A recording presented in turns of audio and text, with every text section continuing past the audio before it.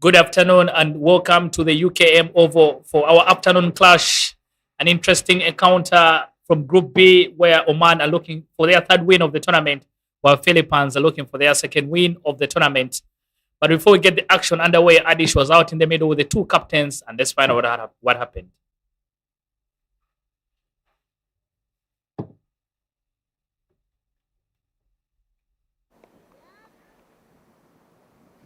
It's another warm and sunny afternoon here at the UKM Oval in Malaysia. We're here for yet another toss, and this time it's going to be a high-octane clash between Oman and Philippines. We have all the important people here with me, just by my side. The captain of Oman, Priyanka, the captain of Philippines, Katie Donovan, and to watch all these with eagle eyes, match referee Varsha, all set for the toss. Home captain will flip the coin. Tails is the call. Tails is the call. Tails it is. It is tails, and Philippines have won the toss. Katie, what have you decided to do and why? Fielding, where we'll look to restrict the runs as much as we can and to have a bit of a change-up from our last two games. You are coming off a loss. Any changes that you've made in terms of planning from yesterday to today? There has been some reflections from yesterday's game, but yeah, we're looking to come back with a fighting spirit. Brilliant. Any changes to your side? That's for me to know and for you to find out. Brilliant. All the very best. Go well. Thank you. Priyanka, yesterday was a fantastic game for you. Comprehensive victory. This game is going to be a tighter one. Whoever wins secures a spot. Yeah, right. Of course, this is a very important match for us, and we hopefully, whatever we have done in the last 5 games, in the pre-touring, I hope today also will be in the same performance and same kind of vibe. Brilliant. You have been clicking as an all-round side. What different are you going to do considering it has rained in the morning? It is sunny right now. How do you assess the pitch? No, it's still a batting pitch. We're just going to go by our basics. We are looking at a target of 120 to 140. Let's see that. Let's hope that we stick to our main goals and that we just focus on the basics. Any changes to your side? Yeah, we just have Adifia going out and we have Sushantika coming in. Brilliant. Go well. Thank you. Yeah, thank you so much. That is the news from the center. Philippines have won the toss and they have decided to field first. And that's the news from the middle. Katie Donovan winning the toss for the Philippines, and they elected to field first. Very, very interesting when teams decide to field first under clear blue skies, but they know something that we don't.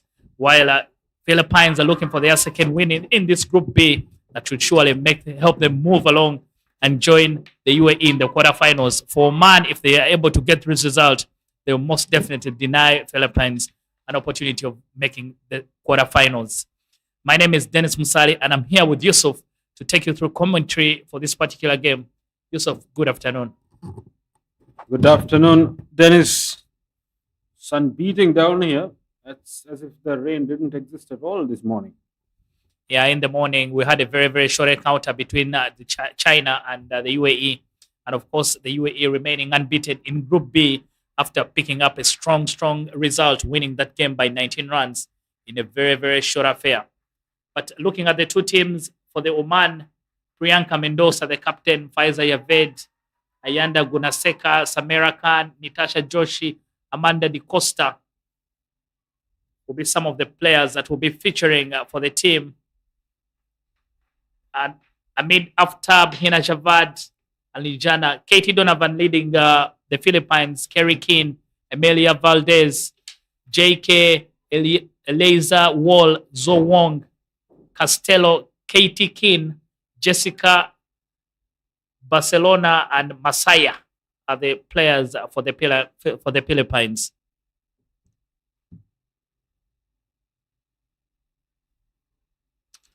Yeah, Oman looking to make sure that they post a big total on board, and the captain mentioning that 120 and 140 is their target. I think that should be a match-winning score.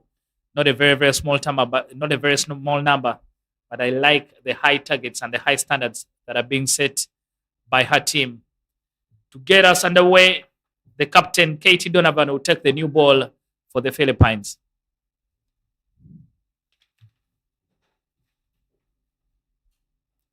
First ball right out of the middle of the bat as well.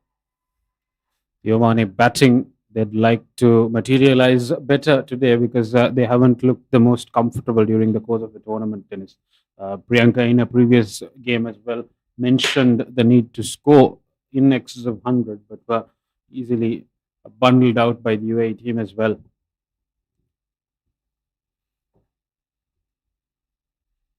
Gunaseka on strike for Oman. And good areas there from the captain, Katie Donovan. But again, out of the middle of the bat. I think Yusuf, you'll agree that the UAE are the standard in Group B. Very hard to beat earlier in the day as well, setting very high standards for what's expected for the remainder of the tournament. One team to definitely watch out for. But Oman, on the other hand, will try to make their presence felt. And another good ball, and this time they will come through very quickly. Opportunity for a run out if the fielder had picked it up cleanly on the first attempt.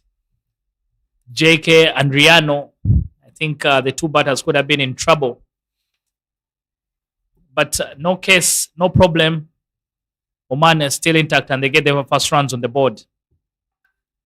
Gunasekar will be expected to hold one end as she usually does. And Oman's batting, of course, relying on the eventual firepower of Amanda Di Costa. Yet to bat. Mix of experience in the Oman lineup.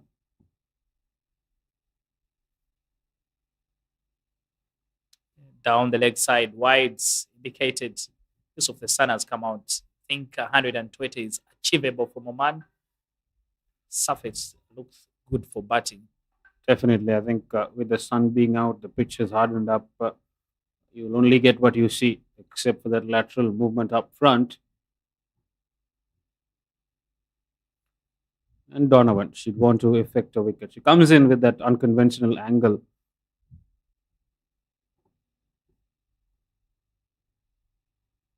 And very well played. Just lets the ball run off the face of the bat. I like what I see from Oman so far. It has not looked risky. They're playing within themselves and just sort of having a look before they can assess the situation. I think the key to winning here is maximizing the power play. Most often than not, you'd have noticed teams trying to go all out in the power play and eventually conceding the match. But Oman will have to play it smart. And full face of the bat beats the cover fielder, and that will have the legs to run away to the boundary. Just as I was mentioning, they need to be smart about how they negotiate affairs in the power play. And that was driven with some authority. Saw the gap, opened herself up, went inside out. Gunasekar well underway for the Omani team. Very good shot from Gunasekar. I think you can see what we're talking about. The pitch, very good for batting. She could trust the bounce and was able to hit that ball on the rise through the covers.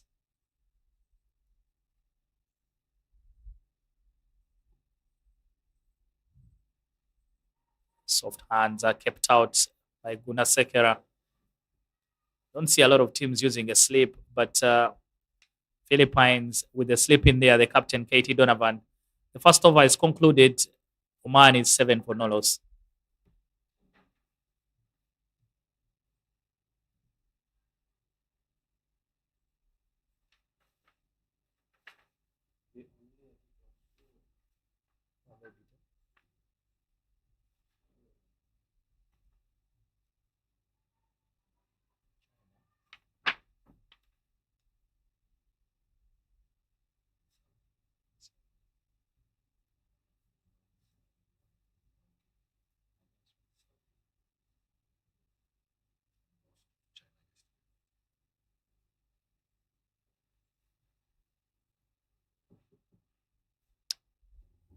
Second over to be bowled.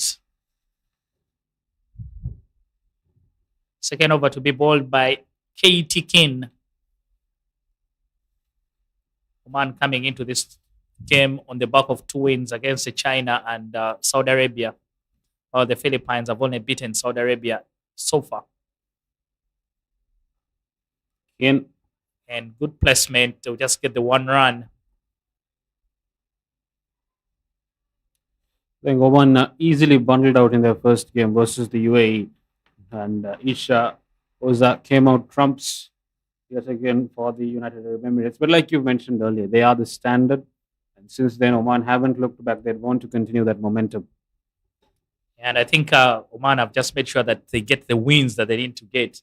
And for them, this is going to be the test for them. They pick up a win in this particular game, they will move with 3 victories, and that will put them out of distance for Philippines to catch up with them. Fuller delivery from KT Kin. After looking at the drive that was powered through covers, I don't know if it's a very good idea to ball up front to Gunasekera. Gunasekar very good across the V. He's very technically astute batter. He's happy to drive the fuller ones. Yeah, but ball not punished. I think KT Kin is lucky. They only get 1 run. Oman have in general hunted in pairs. Whenever they've succeeded, it's been because of partnerships. And this opening partnership will be key for them to move forward and ensure that they are in secure territory going into the latter stages of the tournament.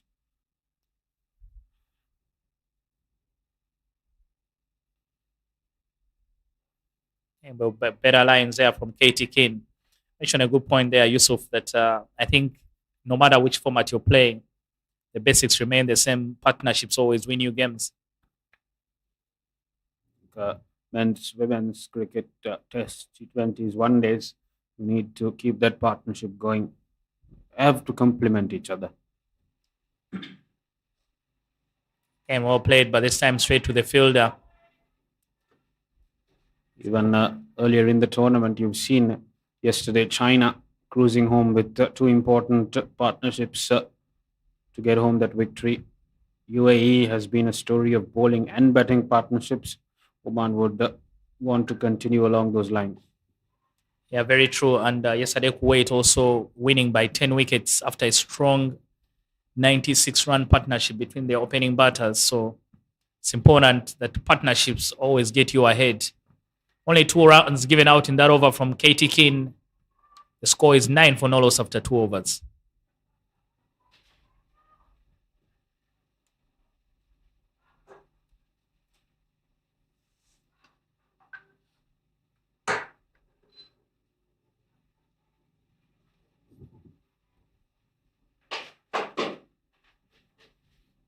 The captain, KT Donovan, will continue for the Philippines.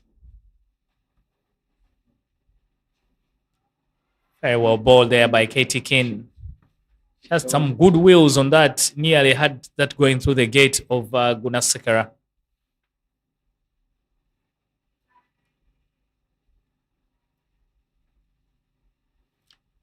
Bowling captains, Yusuf, your favorites? Do you like them, or you prefer keeper batters or batters completely? See, come from a part of the world where batting captains and keeper batters, leading teams have been at the forefront. Very well played there by Gunasekera on the misfield. Maybe costly for the Philippines, and yes, it is. What should have been 1 run becomes 4. The second boundary for Gunasekera, but a gift from Philippines. Yeah, Gunasekar, very good of the we. Like always, that hop and a skip towards the leg side, and it creates that tad bit of room for her to go through the offside Gunasekar all the time. And that, of course, merited by a misfield. But like you did point out, the fast bowling captains are an evolving trend now. You look at Bumrah captaining the Indian Test team, Pat Cummins, the reigning World Cup captain. Nothing yielding on that occasion. So fast bowling captains are in general now not overlooked as long as leadership is merited. You give them that opportunity. Earlier in the day as well. Yesterday we had Bhutan's captain bowling skipper as well. Yeah, Anju Gurang, very, very good captain as well. Yeah, you make a point for the captains. Bowling captains was a reality in the past, but now becoming leadership does not. I think the skill that you're involved in does not matter anymore. And pushed down to the fielder.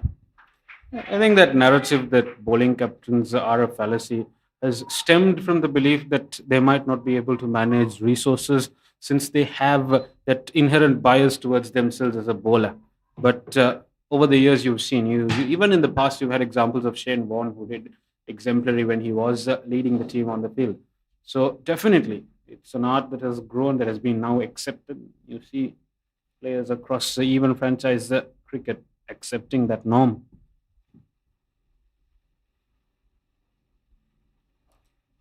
And well played. This time she pushes the ball and runs along, so they get a single. Good over for the Oman. You make a very good point there, Yusuf, that I've always wondered that maybe as a leader, how do you not be selfish towards your own self? And you pick moments that favor your skill, or you're always going to think about the team first before yourself. But I think good leaders always find a very good balance between the two. Ultimately, it's about optimizing our resources in the team's interest.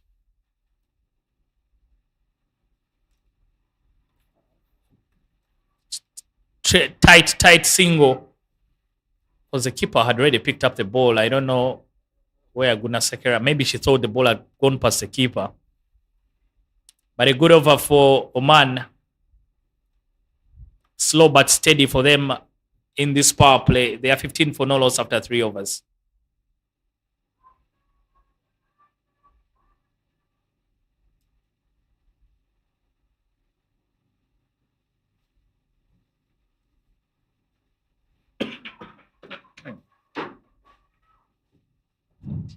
Keen to continue.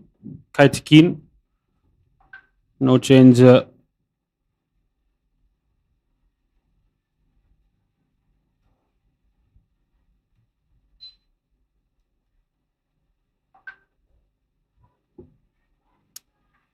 In good areas. Notice the difference between Joshi and Gunasekera is that Joshi really comes down on the ball with power. But Joshi can't generate enough power because she doesn't have a big stride up front. Gunasekar more of a sit back and play along the V type of player. And very good fielding of our own bowling there, KT King. Yusuf, I'll tell you, we used to play with the captain, junior cricket, who will tell you if you don't field your own balls, we shall also not field them. Bowlers in general are very good of their own bowling. Best example.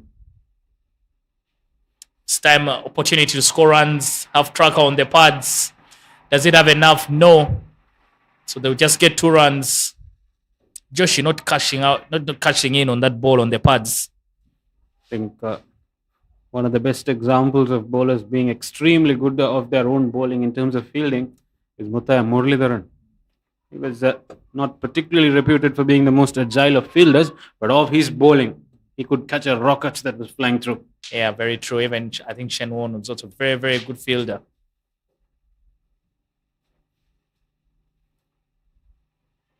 Yeah, well played. Good areas there from KT King.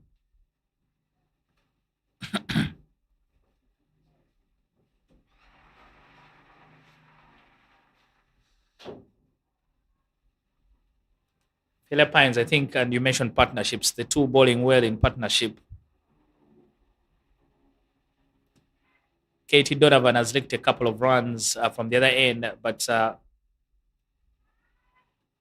least Katie King from this other end, she's kept a little bit quiet and tidy.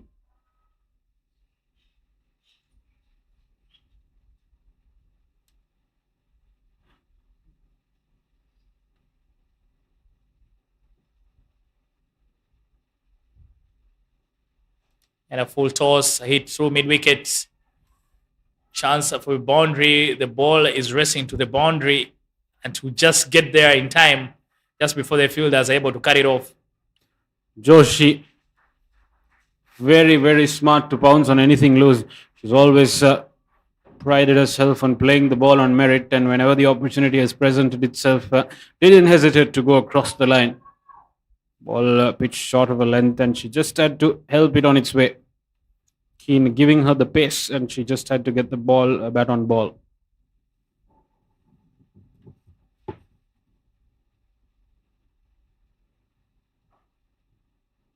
And a good comeback there from Katie Keane. The balance of play, Yusuf, I think the problem for the Philippines, they have that boundary ball in each over, and that's what is hurting them right now. 4 overs down, 22 for no loss, Oman.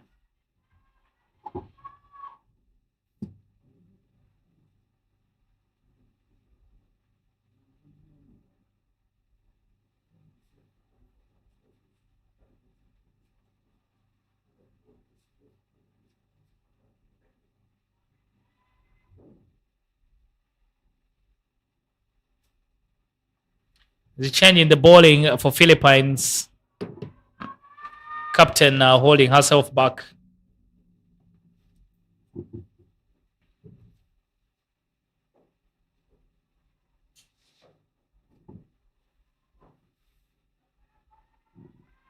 This tournament, of course, a huge opportunity for these associate nations. 18 teams coming across to this wonderful country here, Malaysia. They've been an incredible host for this tournament across 4 venues. And it's been a lovely experience, isn't it, Dennis? Yeah, lovely experience, and also wonderful facilities. I think the potential for Malaysia is very, very huge. And after hosting the Under 19 World Cup, they can show that they have the capacity. Oh, very well bowled there. The new bowler, Raven Castillo. Difference between her and Donovan is the pace in the ball.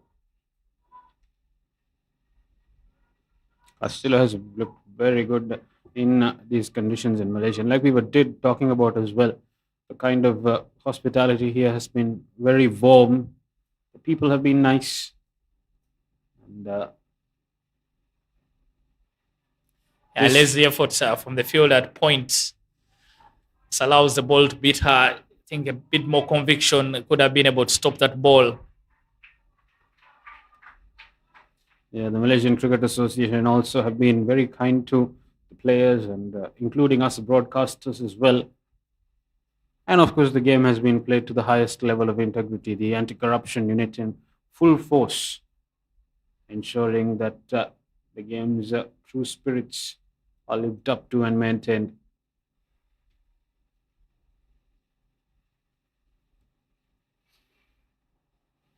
Castillo, this time extras on the offside. Mentioned a good point for me. I think the other thing that has stood out has been the quality of the cricket. Some of these teams have played at a very, very high level and shown great awareness about this game, which is very good to see. Shows the potential of the game on the Asian continent.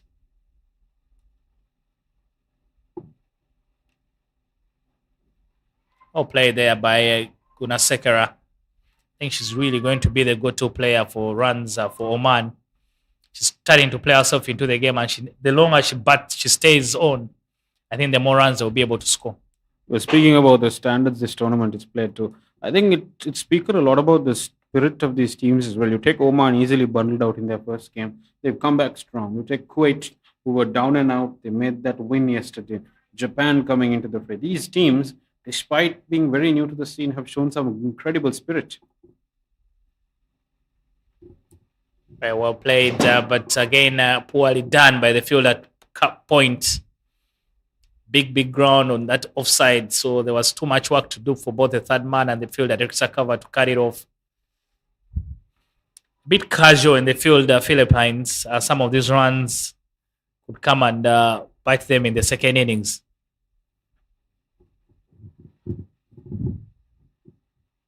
Joshi has looked very composed today, barely troubled by the bowling.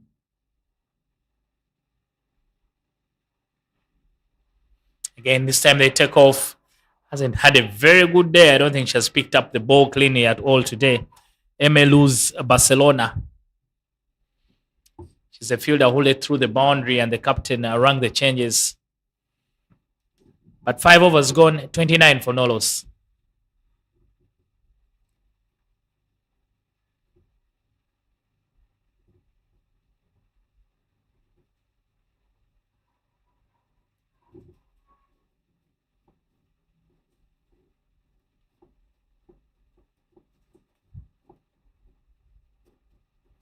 Another bowling changer for Philippines.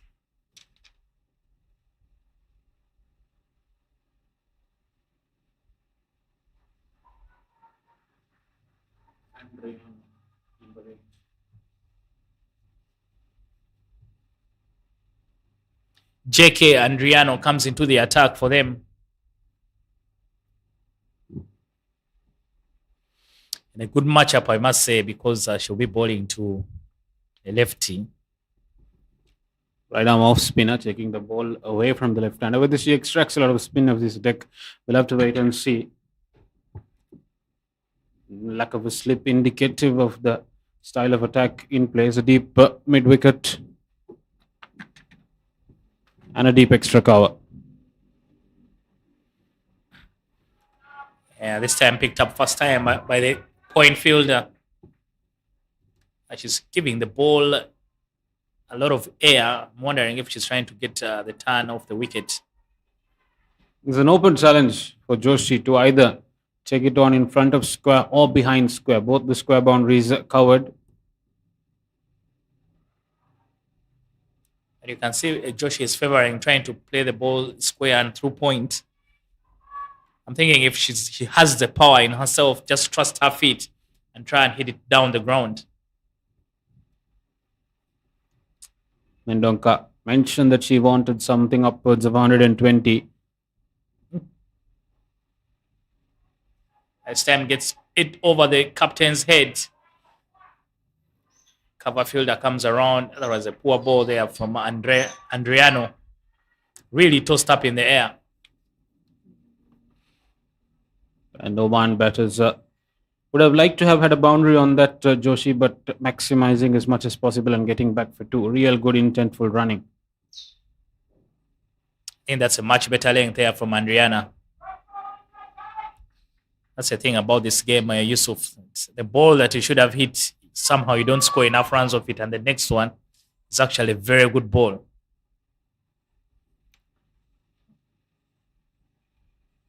The climate in Malaysia has been up and down, but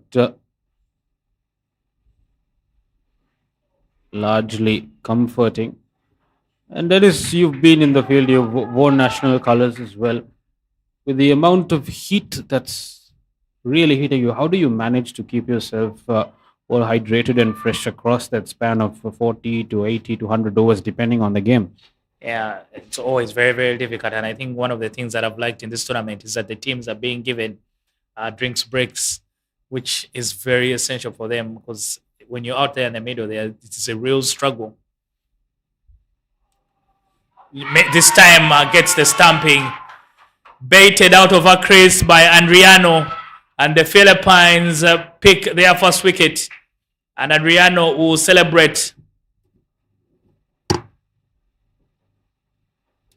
Falls for the bait, and Nita Joshi dragged out of her crease. She missed, deceived by the flight of the ball, and completely missed it. Walked past one, and the rest was very, very easy for the wicketkeeper. Philippines getting their breakthrough. Oman lose their first wicket, 31 for 1. See that on the replay again. I think she had made up her mind that I'm jumping, but the flight was good, on-off was good. Just played down the wrong line, and that created the opportunity for the wicket. Celebration as well, very, very good there from Andriano. Oman 31 for 1 after 6 overs.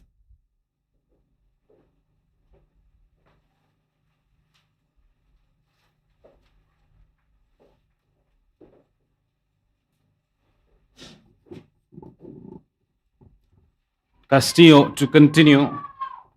And Joshi Just losing her footing on that occasion, not really able to connect. Was the right option to go for that dancing down the wicket shot, but unfortunate for her. Philippines elated.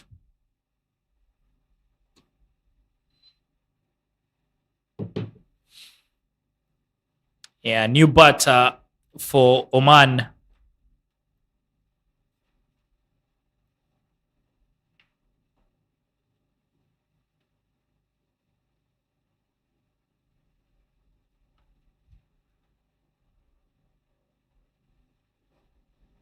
Yeah, good placement again from Gunaseka.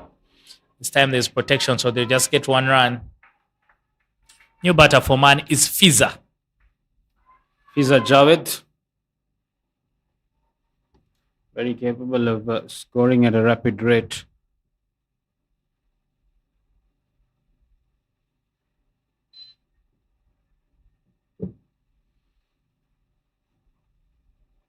He's been in and around the Oman team for quite some time. Here comes Castillo. Yeah, extras there from Castillo. I think Castillo is trying to be so careful on where she lands the ball. So maybe that's when sometimes she loses the plot.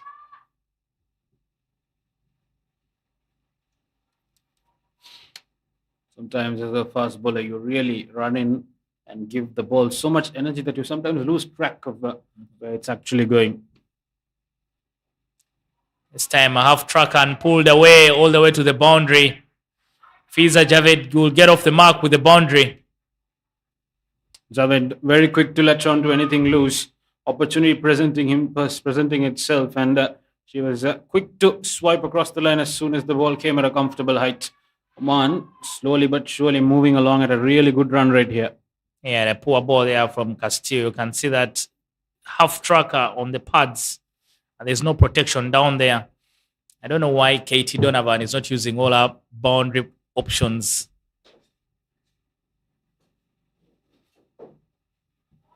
Again, on this time on the offside, some work to do for the two fielders, and won't be possible. Neither of them will be able to get to the ball.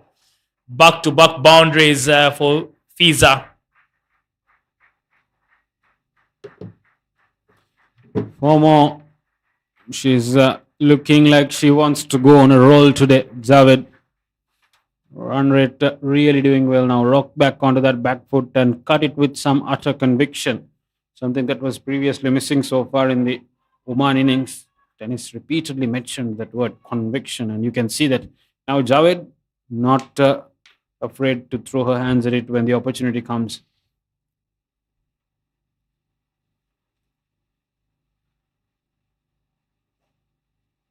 Again, this time through the covers, some shadows to do there for Wall.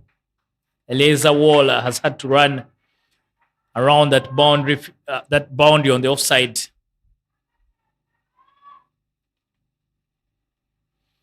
Rings the changes immediately, the captain realizing that today has been an off day in the field so far for MA Luz Barcelona.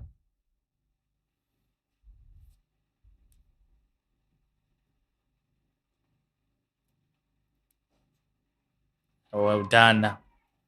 Better comeback there from Castello. Barcelona having that sort of day where the captain is always looking where to hide you. It happens, off days as cricketers, but I think she'll pick herself up playing for your country at the highest level. She'd have been through those motions, Barcelona.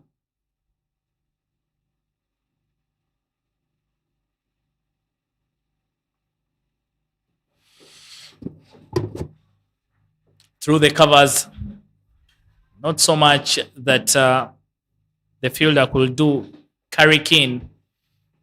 Fruitful over for Oman. They moved to 44 for 1 after 7 overs. I've been joined in the commentary box by Ashdeep. Ashdeep, welcome. I've been joined by Adesh. Adesh, welcome. Been watching on the sidelines. What have you made of the innings so far? 7 overs into this one. Has been a very steady start, thank you. Dennis, careful from Oman, and to be very honest with you, slightly sloppy from Philippines. They would have wanted to restrict the flow of runs a little bit, especially in the power play. There's a couple of changes from yesterday that they've made today. The captain came in very, very late to bowl yesterday, but she opened the bowling today. She's got the pace. So there are certain things that they have gone back and worked on, which clearly had an effect earlier in the innings. But they just need to regroup a little bit.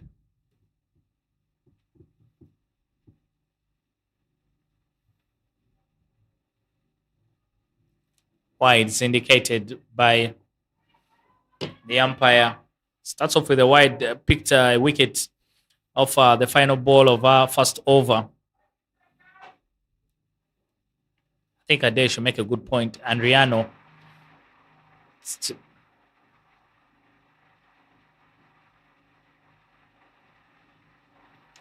tries to go big, Fiza, but the chance will land in no man's land. Yeah, the ball fell between three fielders and nobody had a chance, which means when luck is going your way, Yeah. you got to make the most of it.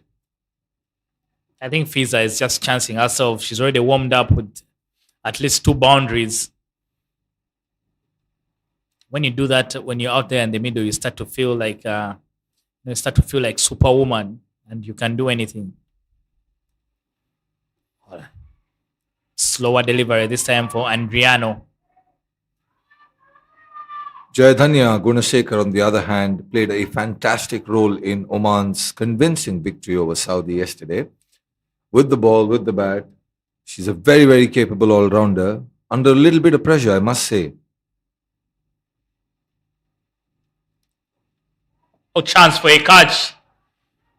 Not taken by Philippines. They will rule these missed opportunities. This is yet another sloppy attempt in the field.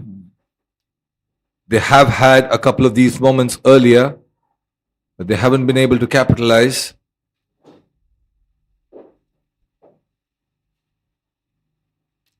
At this time, thick outside edge. Won't run to the boundary. The fielder will cut it off. Just pick up a double. For Fiza, for her, she's just been everything. Wherever it was come from, the runs are coming for her. She's already 14 of 7 balls. The drop catch, what was a little not so okay about that was the fact that she did have an opportunity on the rebound.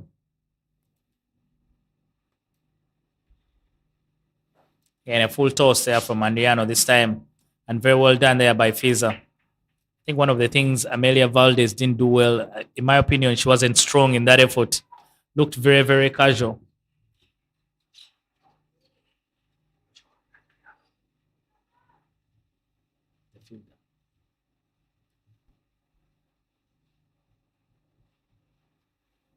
Good use of the feet from Gunaseka. She'll get the 1 run. Hit down the ground.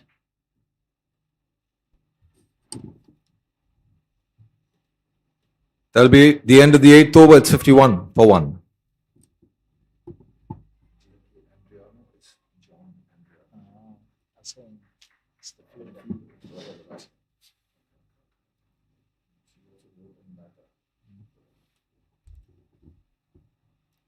Adesh was speaking about it, that dropped opportunity by the Philippines. Just the vice captain there, Amelia Valdez, just never put in a strong effort. And like you said, if she had, there was an opportunity for her to be able to get it on the rebound. Most times if it's going high up your head, instead of trying to catch it, you can just give it a simple punch, and then it just stays above your head and you take it on the second opportunity. And that is something that naturally happened on that delivery. She just wasn't quick enough to react to understand where the ball was. A change in ends there for... Not a change in ends. This is Carrie King coming in to bowl for Philippines. Any relation between Katie and Carrie King? They're both medium pacers. You know what I mean, Adesh? I want you to go and do some research about that. Their middle name is Gullen, which gives me an indication that they might be sisters. I've tried to find information on that. And another swing and a miss there from Curry. Good areas for her. Has the protection down the ground. Something that the Oman captain told me at the toss was they were looking to get anywhere between 120 to 140, and she very much emphasized on the fact that this is a batting wicket. Oh, That's nearly crept through the bat there for Gunaseka. Great commitment on the boundary from the fielder just to keep it to 2 runs. They need more of that, the Philippines.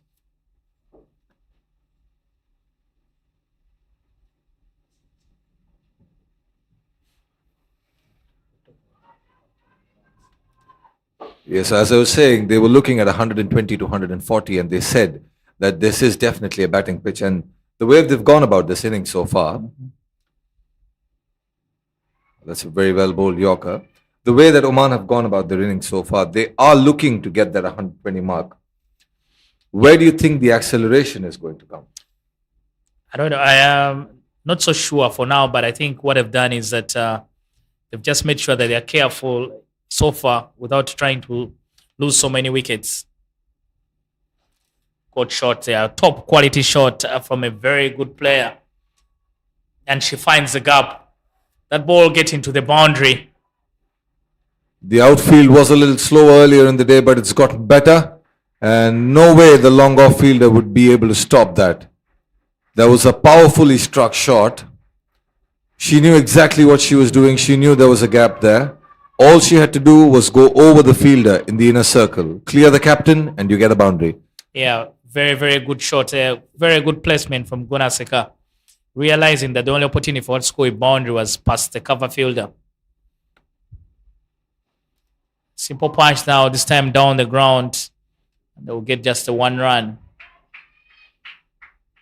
Adesh, I'll ask, maybe the target was set because they understand that Oman has the batting in them to also come after a very small total. So if we set a bigger target, then we also give ourselves a better opportunity. 9 overs gone, 58 for 1.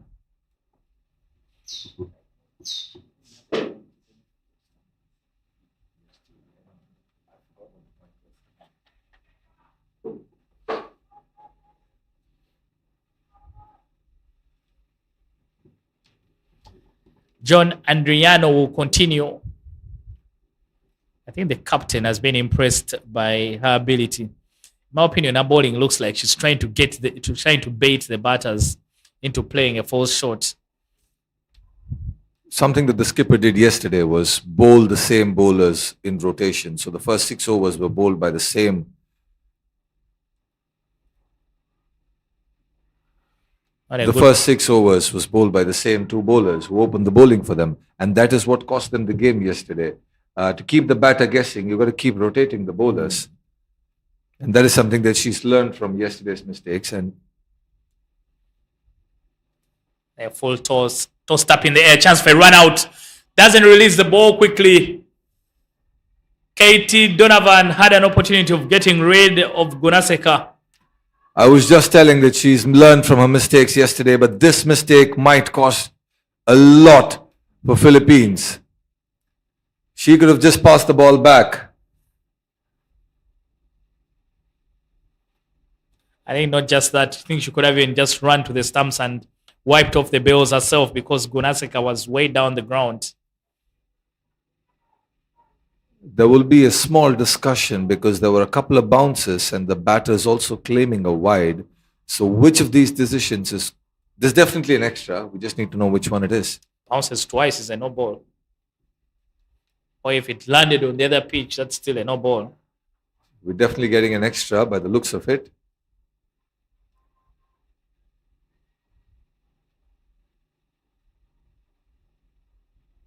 Yes, there we go. The umpire signals wide.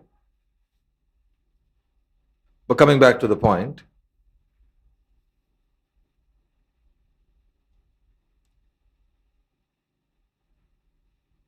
Well done there by Fiza. Fiza's really complimented Gunaseka very, very well. She hasn't slowed her down. She's just made sure that the scoreboard keeps ticking, and that doesn't have to put pressure on Gunaseka. Katie Donovan, who was a little off the books yesterday, has come back slightly sharper today on the field. But a careless mistake like that. And a very good punch down the ground. What a shot from Gunaseka. Shot of the day here at the UKM ground, and that should make our highlights package today. Definitely shot of the day. She stepped down the ground, had no qualms about pushing it straight past the bowler, and she picked the gap so beautifully. She hit it as straight as an arrow. The attempt was valiant at long on, but to no avail. A classic boundary. Yeah, the attempt there to no avail, but when they're struck very well like that, can never cut them off. Again, another full toss. John Andriano, I think she's not helping the team. She was also just limping a little bit a couple of deliveries ago, and that started from the last ball of the previous over when she tried to cut that boundary off. Might be hindering. Yeah. That's one of the things sometimes I don't agree to is that the bowling, because Gunaseka is 20 of 39, and the way John Andriano is bowling, that bowling is harmless. Won't trouble her any bit. Apart from you conceding more runs, that's why you need to take out of the attack and go to someone who's capable enough. Good punch down the ground by Gunaseka. She moves into the 30s. Lovely use of the feet for yet another single. After 10 overs, it is 67 for 1. And we will have a drinks break.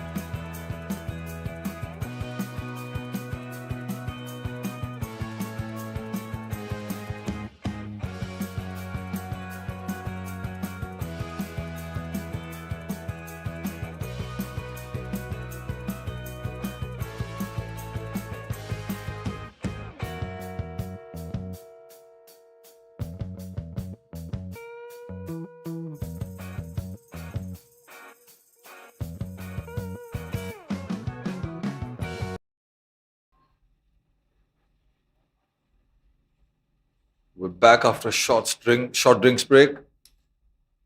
Oman batting first would consider themselves in a good position.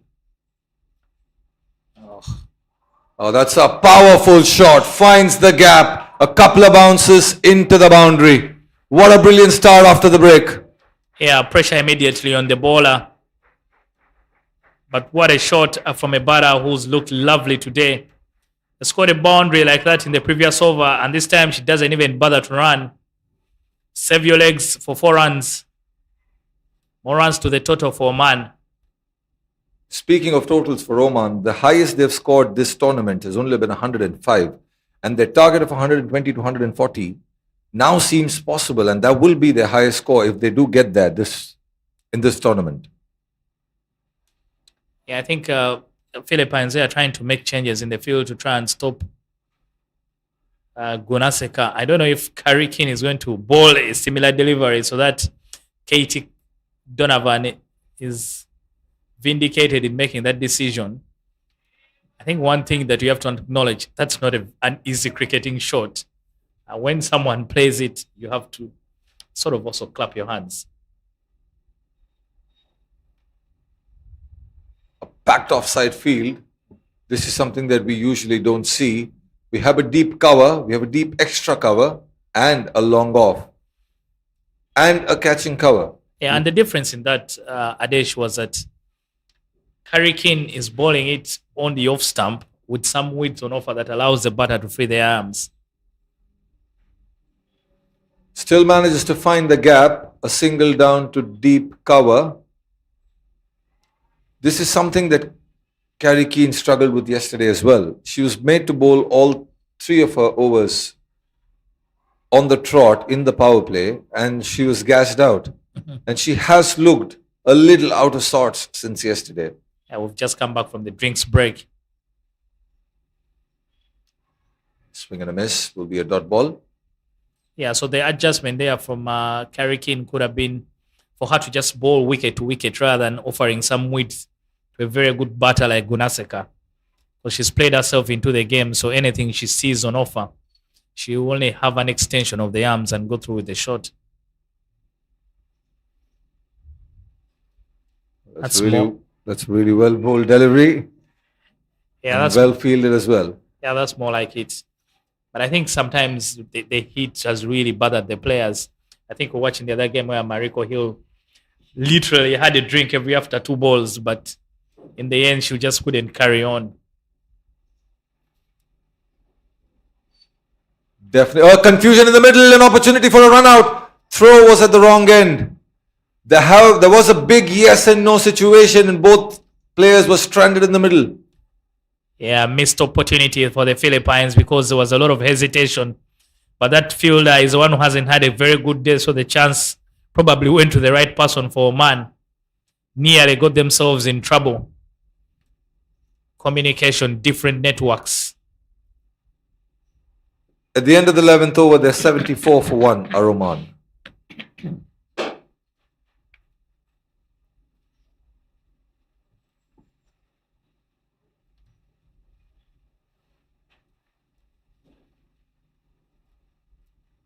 They shall tell you that situation when normally back home, they will tell you that the coach will be complaining to you guys, the both of you batters, that you on different networks. When one tried to call the other, the response they got was, the number you're trying to call is unavailable.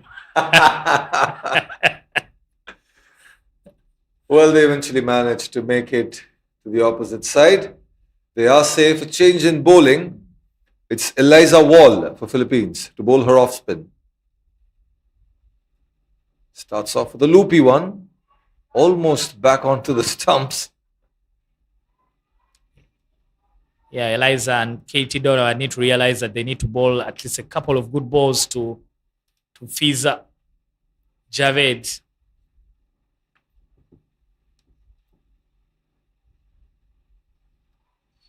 Another dot ball to start her spell. And Eliza's been doing a lot of work on the boundary. She's been patrolling the offside.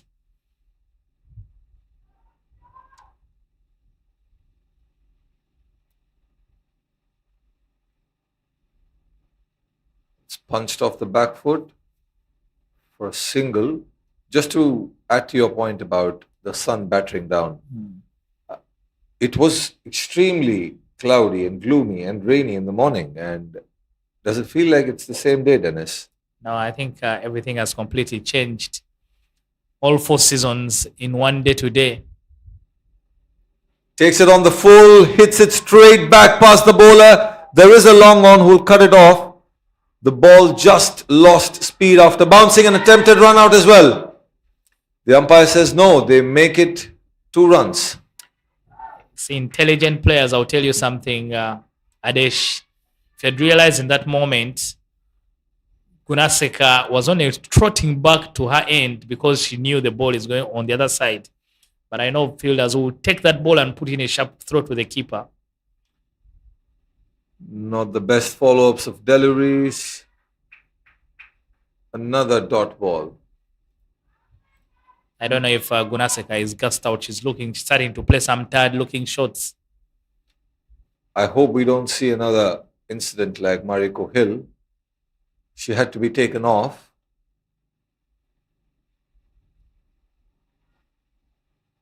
That's really well bowled, well fielded as well.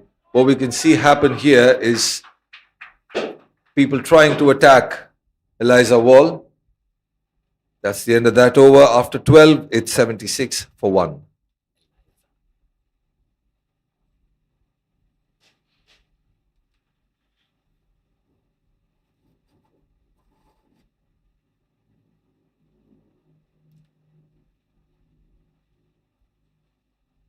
Current run rate strong at 6.33. They do have a target of anywhere between 120 to 140 in mind, as said by Captain Priyanka. Fiza Javed, who had a blistering start to her innings, has slightly slowed down.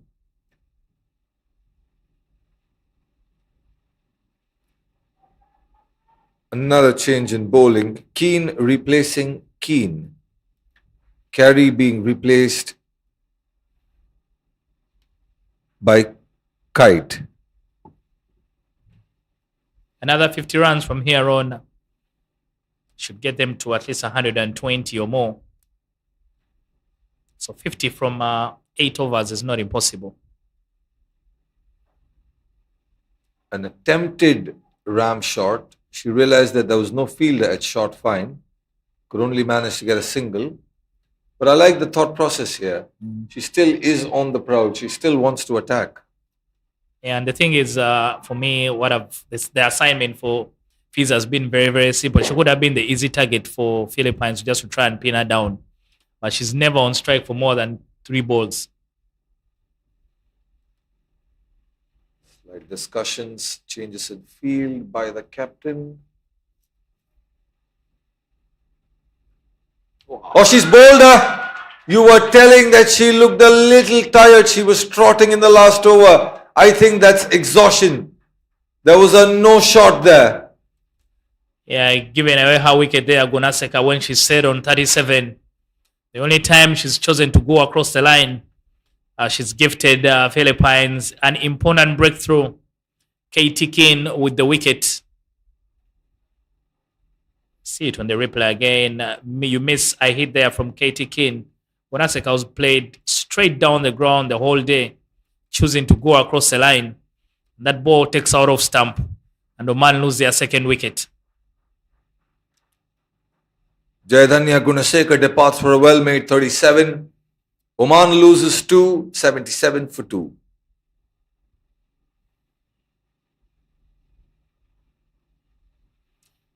John Andriano just right in front of us, just getting a medical timeout. Looks like her hamstring has an issue. It's been troubling her, and then she had to come over this side, and I think that we could give the physio an opportunity just to get her some help. She's still on the field, which means it's nothing too serious. But a successful over so far. Picked up the big fish as Kite Keane. But she's fielding in a high traffic area because Eliza Wall was doing a lot of work in that region. But the person who was hitting in that area has gone back to the dugout. Maybe to her benefit for now.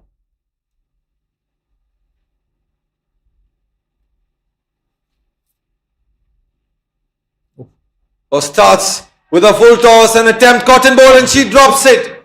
That is a sit and opportunity for a run out. Throw again at the wrong end. So much action in one ball. Too many events in one ball. The chance for a catch missed completely, put down by the bowler herself, and the run out opportunity as well. The throw going the wrong end. What starts well ends well as well. No harm to anyone.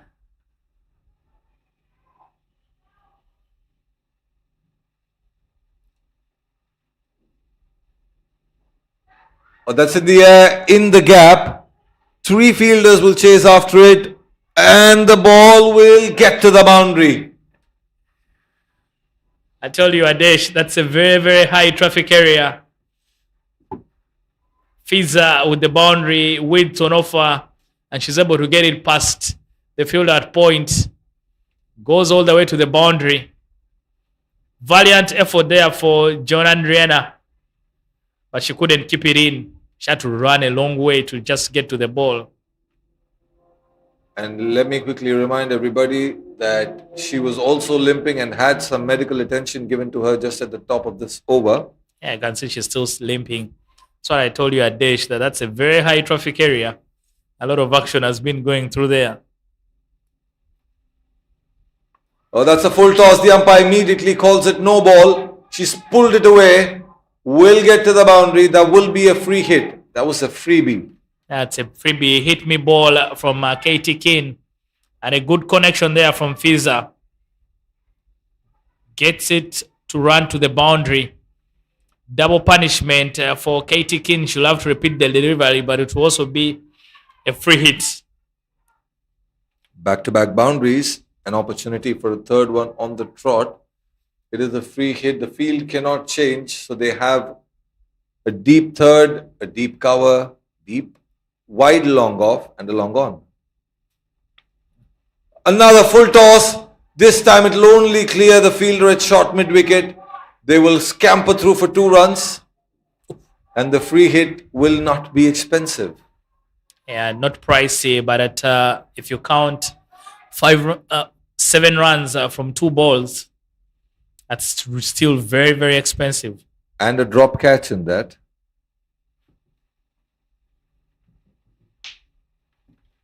Can she close this over off well? Kite Keen. Short and wide, and the keeper misses it. Additional runs. Zo Wong, the keeper, has been looking very, very good behind the stumps, but I don't know whether she's also getting tired. It's not easy to be out there in the heat as well, and then you have to always run to the stumps, stand up and down. You're only human.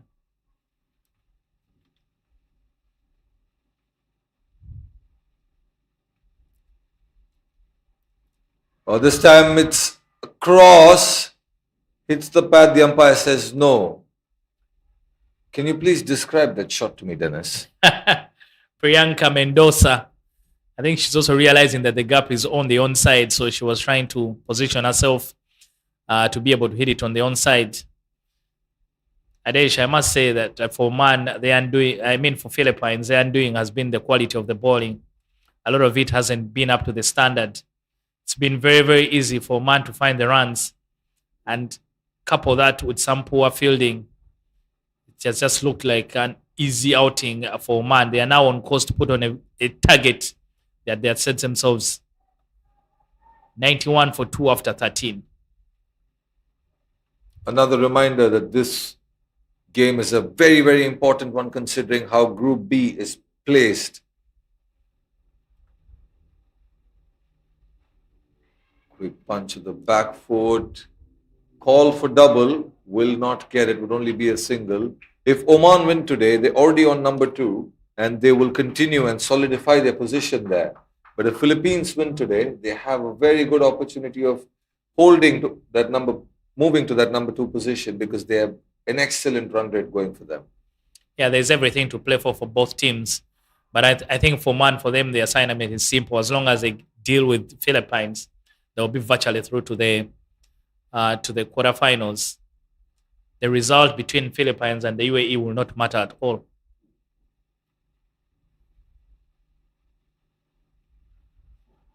A big hoik attempt, everybody misses it, will just be a bye.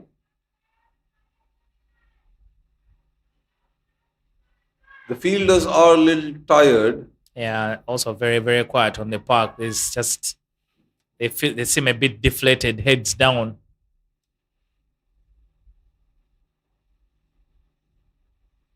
Short ball did not connect the pull shot really well. That's another valiant attempt at short fine leg, a brilliant dive.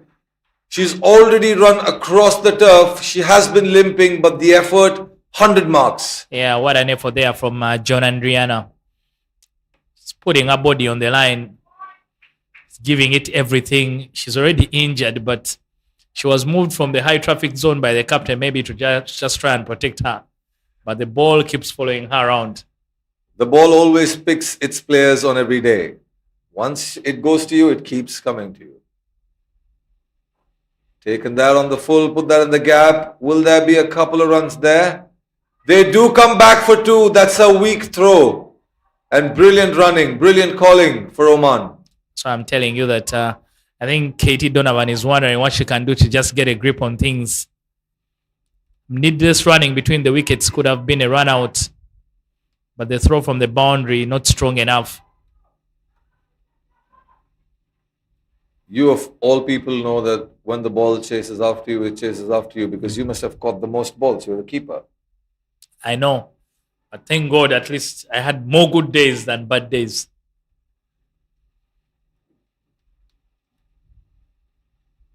That was wrongly played off the back foot, tried to attempt that late cut, too full to be able to do that. Yeah, Faiza, I think also just trying to catch her breath. She's a bit tired. Sometimes you have to learn those delaying tactics. Get down, tie your laces, just to make sure you can catch your breath. That's another short ball played on the back foot. This time will only be a single. Because Faiza has been pushed very hard between the wickets here from Mendoza. Can see immediately she calls for some drinks just to make sure she can be able to freshen up. After 14, it's 98 for 2, and we have a change in commentary. Yusuf will join us. Hello, Yusuf. How has this afternoon been?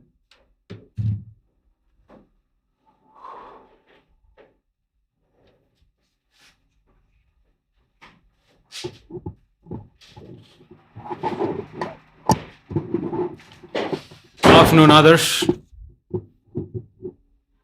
Had a sumptuous lunch, and we are back here at the UKM Oval. Fiza Javed, she's looked incredible today, hasn't she? Looks like she's batting on a completely different wicket compared to the rest of the batters. She couldn't really get going in their previous games as much as she would have liked to, but today, come the big game day, she's showed up. Absolutely, very well said. She has taken responsibility, and that partnership for the second wicket was very, very crucial. Philippines also have not been at their very best today on the field. A couple of drop chances, overthrows, albeit poor throwing. Comes Castillo once again, swiped at it, Javed, no connection. And like you mentioned, others, as much as Philippines have been very kind enough to offer them some free passes, they've capitalized on it. Oman. Some very clinical stroke play, especially by Javed. In comes Castillo. Short of a length. An umpire will have to outstretch her hands. This has been the story of the day for Philippines so far. One good delivery followed up by something completely rash. This is where we need the captain, Katie Donovan, to step in and have a word with her bowlers. They need a little bit of rejuvenation there, and it needs to come from their captain. Exactly. Castillo has found it very hard to keep bowling today. In comes Right arm pacey. This time dropped short and hit hard, hit down the ground, but the skipper placed at a wideish long off exactly for that kind of a shot. And that single will bring up the 100 for Oman. They're very well on track to get to their desired target of 140 today, and that will be their highest score if they do get there. I think Oman have come with that steel in their eye to this game. In comes Castillo once again, taken on the full, hit hard, hit over the infield. That'll be a lot of work for that wideish long on fielder, and that'll be too much work for her. All she had to do was put it in that gap, put it over that fielder's head, and the ball will do the rest, is something she knew. She took it on the full, waited for it, and it was easy picking. She's had her eye in for a while. She's been watching the cricket for a very long time.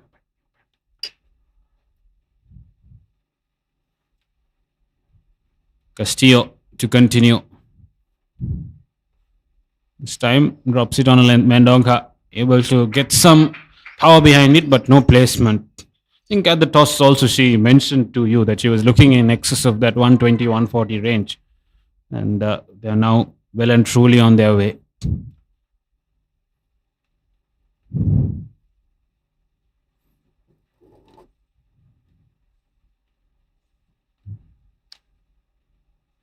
Castillo. This time drops it short, but they'll be disappointed, Philippines, with how they've turned up on a crunch game day. This will be back-to-back losses for Philippines if they do endure one. Castillo has been very expensive today, almost 9 and over. In comes Castillo. Taken on the full, drives it straight to the fielder. This is the kind of spirit that Philippines will be looking for on the field. You need to be up and running. You need to be ready to throw the ball. You need to be on your toes. And reiterating the fact that this needs to come from the captain. I understand that she's on the boundary because a couple of her boundary riders are slightly. Comes Castillo once again. Short of a length, straight to the fielder. Yet again, Andriano hasn't really had the best of days out there. The ball has been chasing after Andriano today. Everywhere she is, the ball is. And this time, a one-handed attempt. She could have had a couple of chances before. She could have gone with both her arms up in the air, but not to be. And has been the story of the day for Philippines on the field. After 15, it's 106 for 2.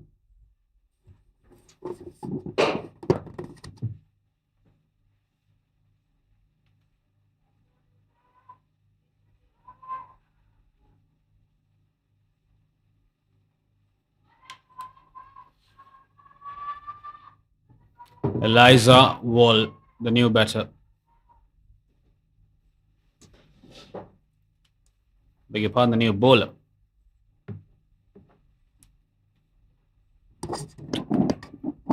Mendonca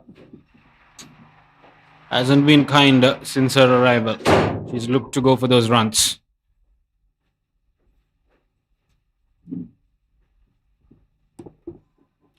It's straight to the mid-off fielder. Well, we're in the last 5 overs of this innings, and Philippines will look to restrict Oman. Wall in her third over. Goes across the line. Mendonca, ball misses her, misses the keeper, and the third man fielder will have some work to do. They're coming back for a risky second on that occasion. A clinical throw means that Mendonca's ambitions are cut short. She'll walk right back to the dugout. That was unnecessary running. The attempt was good, the intent was good, but the execution, she had to be a lot quicker. The judgment was not right. That was a fantastic throw. They've toiled hard in the field, have Philippines today. Well done by the keeper as well. And the big wicket, it's the captain that has to depart. Third wicket down for Oman. That was a free pass for Philippines. Not really deserving of that wicket, but that throw was inch perfect. The ball wasn't particularly good, but Mendonca leaving means De Costa coming in. She's known for her rapid batting.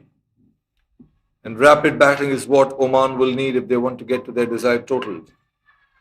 Just to add to that dismissal and to back your point up, Yusuf, that was a nothing delivery. Absolutely nothing. It was a half tracker missed by everybody. And sometimes bad deliveries get you wickets. I mean, that's the whole important point of being switched on, regardless of the situation as a fielder. And you have to give credit there to the fielder who did extremely well to make sure that she kept her eyes and kept it very direct. Amanda De Costa, the power hitter.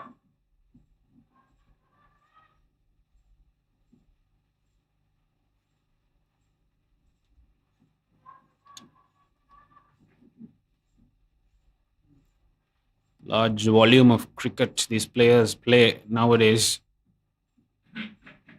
She's been around for quite some time. Wall once again. Wonderful De Costa. Happy to sit back.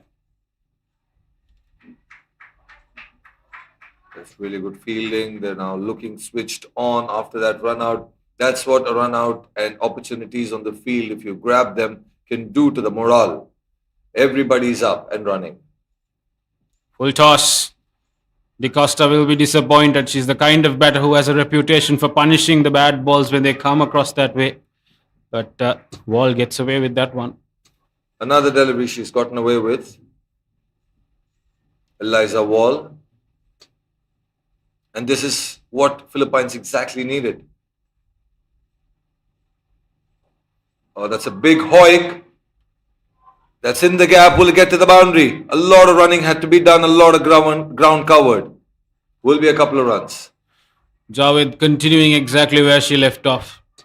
Mendonca's and Gunasekar's wicket hasn't really affected the way she's gone about affairs. Been really positive in her intent and very calculated in her placement of the ball.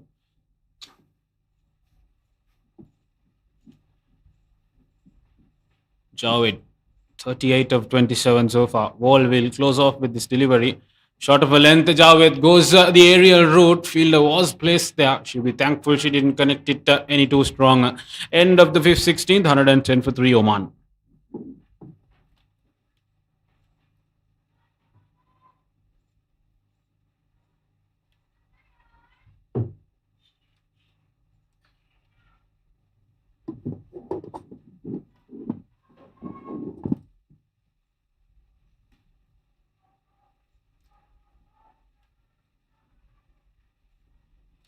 Score at Nelson. A lot of things happen in that number. Generally associated with misfortune.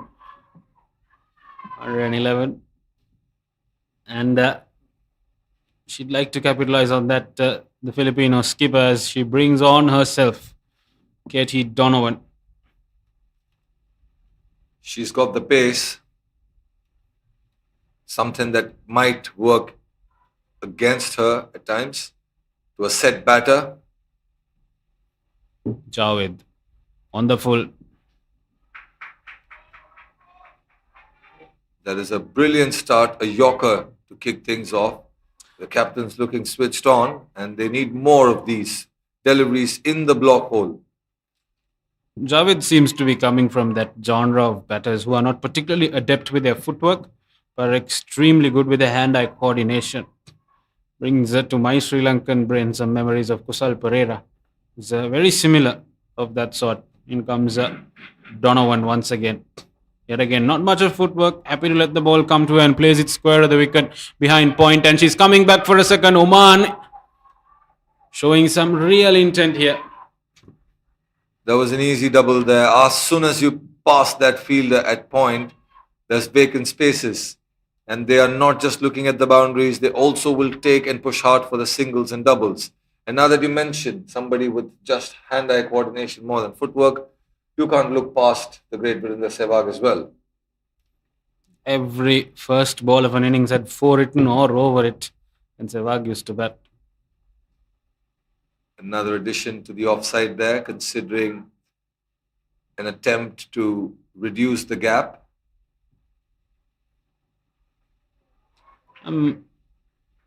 looking at the placement of the point fielder, it's been very straight to the crease since the beginning of the innings. Very unconventional. You usually have that angle allowing for that movement of the ball, but very square fielder on the offside. Keeper's bowling really good speeds here. Fiza Javed. Lack of footwork there costing her. Was there to be driven, but very quick off the hand, Katie Donovan. Absolutely beaten for pace here. Katie Donovan bowling her third over. She knows exactly how important the rest of her 8 balls are. Bit of a word from De Costa to Javed. I think Javed has to continue on her merry way. She doesn't need to do anything too fancy. Look for those gaps, punish those loose balls, and let De Costa do the aggressive part. Donovan. This time Fuller drives and drives well. An attempted run-out opportunity at the non-striker's end. Slightly slow again, if we could say, by the fielder there. Where do we take on that run-out opportunity? Javed didn't get the cleanest of connections.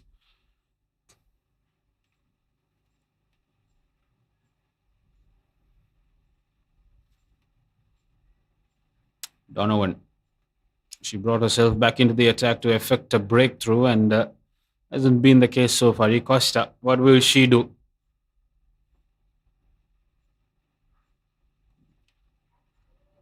The extras adding to the total. This has been a successful over if you consider the fact that there hasn't been a boundary. Now she's just got to finish well. She's got the pace. She knows Amanda can take her down. She's got a third man, so ideally bowl wide outside off stump. On the line if possible. Exactly. The ball quite, the outfield quite quick now. Donovan this time again straying down the leg side. I'm particularly baffled because there's no much of a protection for her on the leg side as well. All the line fielders are on the offside, a deep extra cover, a long on, and a third man in place. So anything she bowls on the offside will more likely be cut off if the batsman connects ball to ball, unless of course it's hit extremely well. So Donovan, with that angle of hers, she runs into the right-hander. And if she bowls down the leg side, there's only one fielder and she's got the pace, so the ball will immediately fly off the bat. Exactly. De Costa will have that in mind. This time, straight at the bowler. Batter. End of the 17th. Good finish for the Philippines, 116 for 3.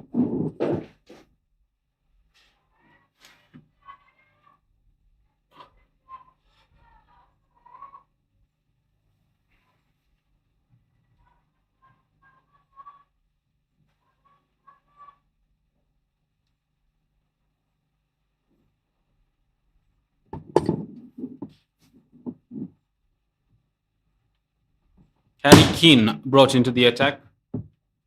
Curious as to whether Tennis and others yourself have figured out whether Katie Keane and Harry Keane are siblings.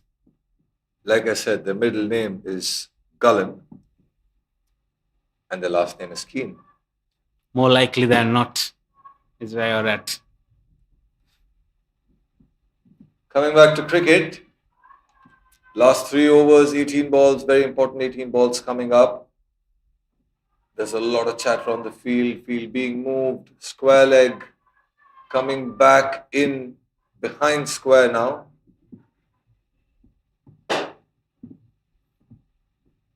Keane takes it on the full Javed. Very happy to drive and let De Costa do the bulk of the work. 3 fielders outside the circle, long on, long off, and a deep extra cover. Leg side, open invitation for the batter to take on that gap in the mid-wicket region. And De Costa, she'll not shy away from that. When you know you can use 4 fielders outside the boundary line, outside the inner circle, sorry. That's over the fielder. Long on will have to run a lot to be able to cut that off, and they eventually do that. will only be a couple of runs. Could say that De Costa got the perfect amount of bat needed to come back for a second run. And to reiterate my point, if you have the opportunity and the option of placing 4 fielders on the boundary, why only use 3? Donovan seeming to trust her bowler to try and effect a wicket. Keane this time bowls a short of a length and hit down the ground. The long off fielder will have her work cut out, but that will be just a single. That's a great return, good piece of fielding. Had a lot of ground to cover. Even if the bowler continues to bowl this line, there's an opportunity that the batter can just flick it off, and there's only 2 fielders in the inner ring on the leg side. Keane comes in. Javed will regret that, and Keane having the last laugh. But what an innings this has been. 43 of 35 for Fiza Javed. She's looked really good today, held that Oman innings together, the others. She really has. That's a very, very good innings coming to an end. Just 35 balls for 43 runs. But what Philippines are doing well here is they are slowly but steadily creeping back into this game. A wicket a couple of overs ago, not a lot of boundaries. Singles and doubles have been hard to come by. And another wicket goes down, 120 for 4. This could be game on. Samira Khan, the new batter, and she has an important phase of the game coming up, because see, Philippines have nothing to lose here on. They'll go all hell for leather when they come out to bat. It'll be very interesting to see how they approach it as well, with the score already being at 120. That delivery was short and wide and induced the edge. You had just mentioned that you could clear the infield on the offside, and it was there for the taking. Javed clearly missing out. Keen to Samira Khan. Fuller length, and the umpire is happy to let the ball go through to the keeper.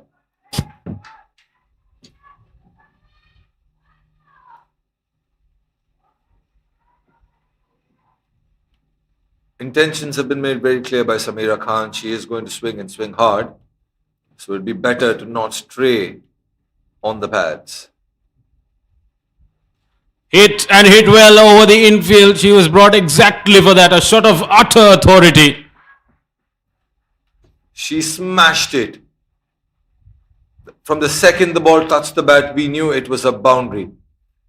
What a finish to that over. We just kept telling that the boundaries were slightly drying up and Philippines were getting back into that game. But now the tides have again shifted. It's 124 for 4 after 18. 12 more balls to go.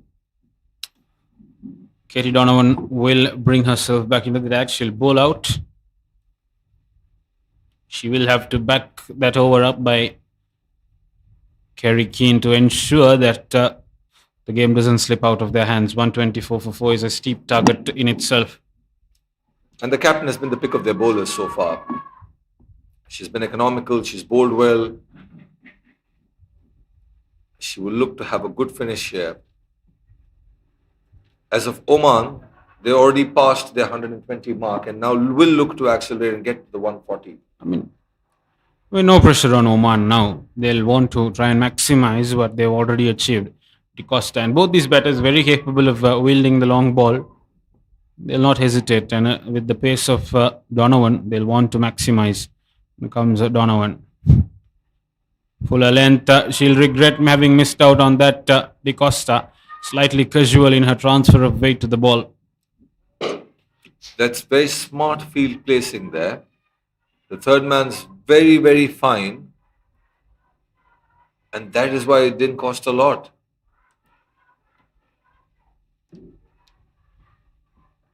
Smart by Donovan. She's kept the third man deep in the boundary line.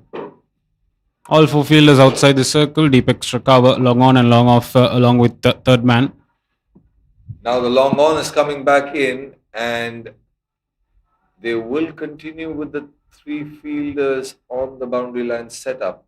I was just wondering that if long on is coming back in, one of the fielders might be pushed to the boundary on the offside because she is trying to bowl full wide outside the off step, almost on the wide line. Because if you get past that point fielder, there's a huge gap, like you said. There's some discussion. The Oman coach was speaking to the reserve umpire here as well, wondering what the conversation exactly was. But game's good to go. Umpires are in position, and Samira Khan ready to face Katie Donovan.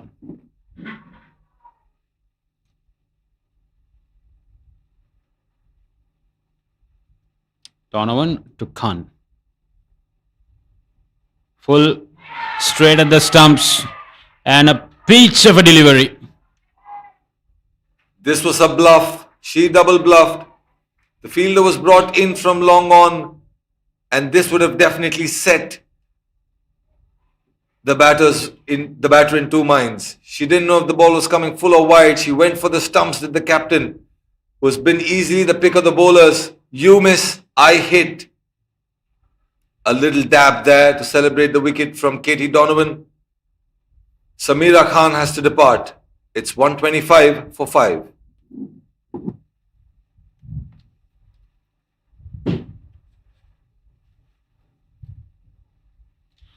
Hina Javed, the new batter.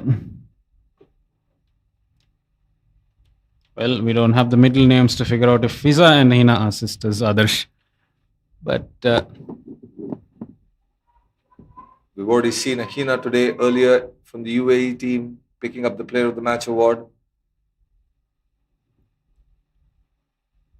Hina for Oman would also like to contribute in a winning cause. exactly 10 deliveries left, and now they're bringing the deep mid wicket in and sending deep extra cover out. Well, deep mid wicket goes to a wideish long on.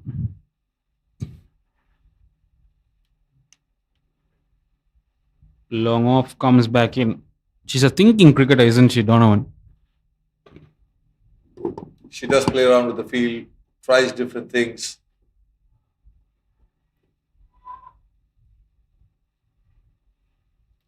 Donovan to Javed. Oh, that's a brilliant, brilliant comeback. She is pulling her team back into this game as captain Katie Donovan. A wicket of the previous delivery and now a dot ball to start this. Welcome to the crease, says the Filipino captain. Javed. She'll want to go bang bang here. It's a gap for the taking at the mid wicket region and the long off region. String a little too wide. Even with Donovan, this has been the case, others, where she's bowled some really good deliveries and has let the pressure off with a wide or two.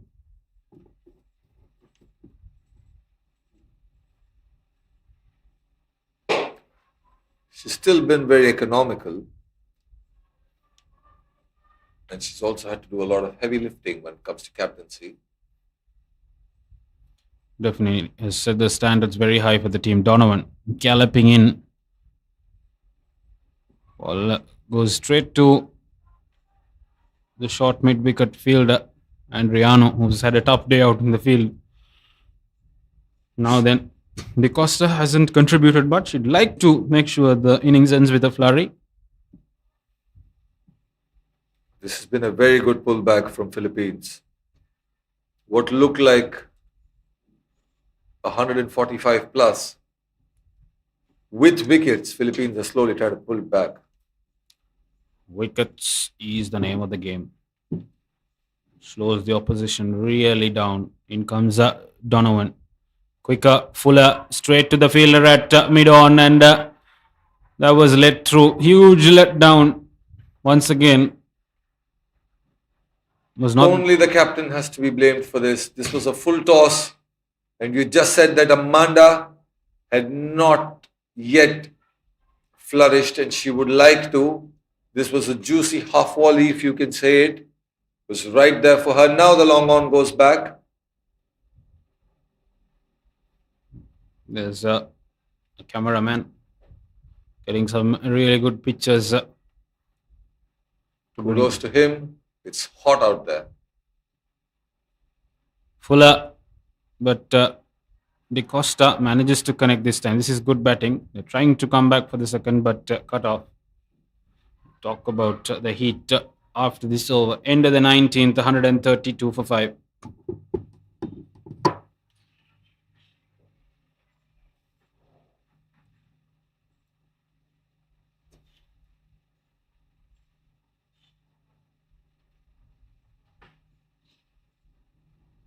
Over it.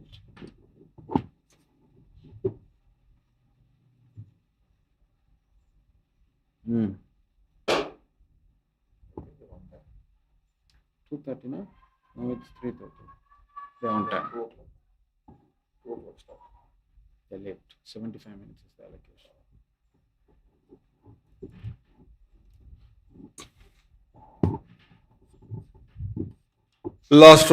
Last over of the innings coming up. Oman are at 132 for 5. We will have to quickly wait to see how many fielders are outside the boundary, outside the 30-yard circle. Fuller length, De Costa straight back to the bowler. It's only 3 fielders outside, which means they are paying a penalty for slow over rate. The allotted time is 75 minutes and they've exceeded that. Have Philippines?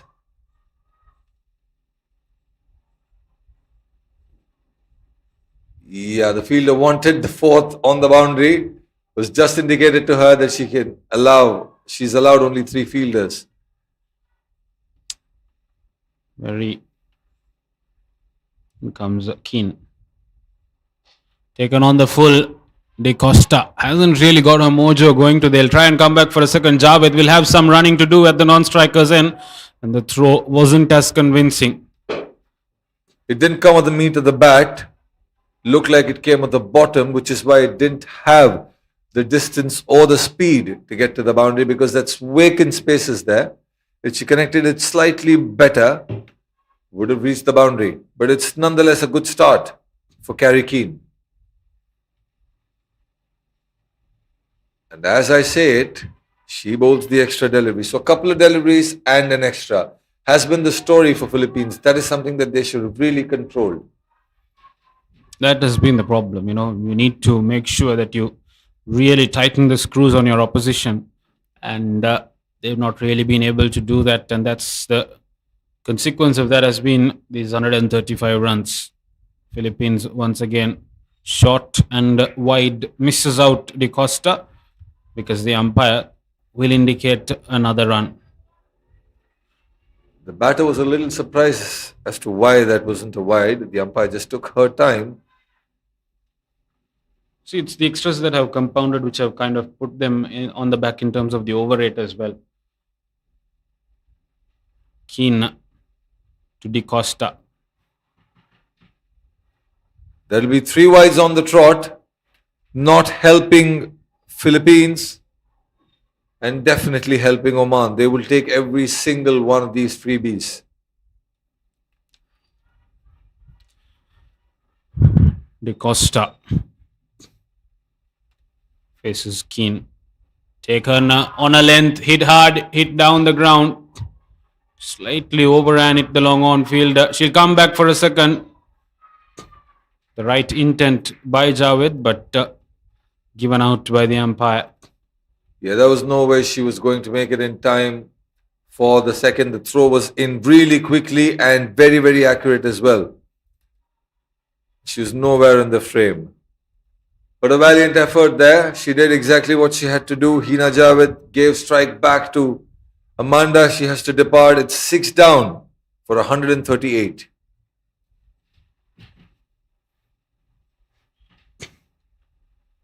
Susantika Ashok,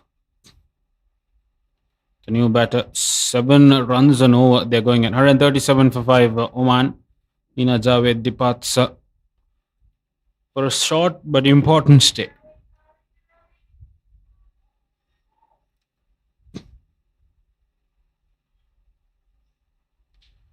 Fuller length. De Costa drives. Yet again, the pressure getting to the Filipino fielding. They'll have a lot of talking to do when they get back into the drawing board after the game. But for now, they'll have to see Oman compounding on an already huge score. Yeah, the fielding not supporting the bowlers, and that has been a big letdown today. They will not be happy with it. They've conceded almost 20 runs extra. 140 on the board now. Mental milestone. De Costa lets the ball go through to the keeper. She's not been really happy with her performance either. They go past the 142, which the Oman captain definitely said she had in mind, and she knew this was a batting wicket, and it has played true to its surface. And despite the letdown by the Filipino bowlers, the Oman team will take a lot of spirit from this performance going into that quarter-final.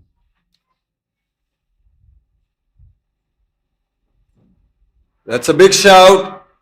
Hits the pad on the full and run out opportunity. The umpire says it's not out. So the innings will finish with a single. That is a very, very good innings from Oman. They will be very happy, very pleased with how they've batted today. The Philippines will not be very satisfied with how they've been bowling and fielding. A lot to address there, but it's only halfway. They can still do this.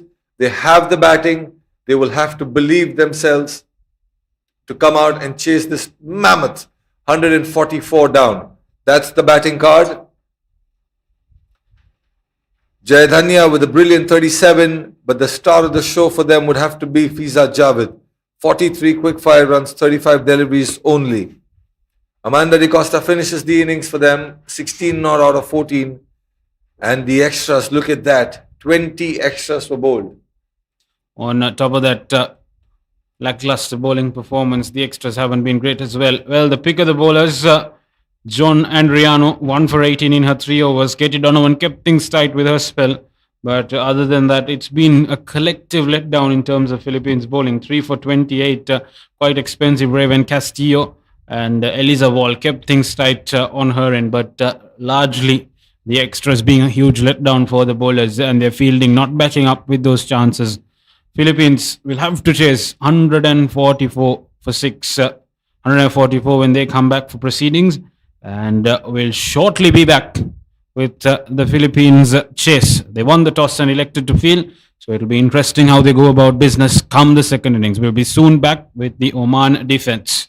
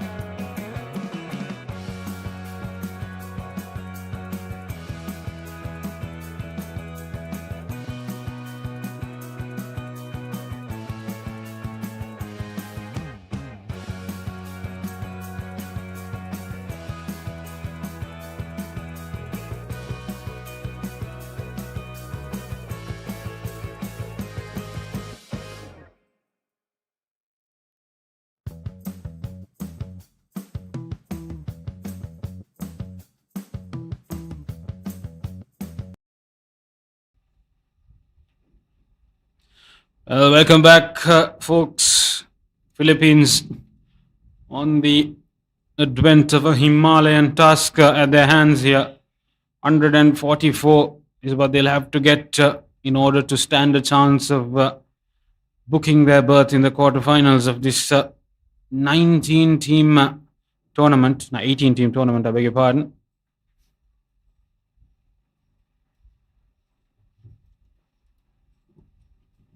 And Priyanka Mendonca, she'll be very happy with her team's performance with the bat. Especially Fiza Javed getting that 43, and Gunasekar was extremely good up front.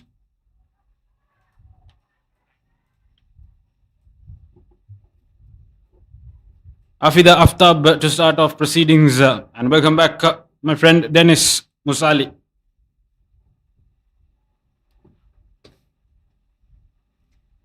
Yeah, to starts off with the full toes. Thank you very much, Yusuf. Like the way you pronounce my surname.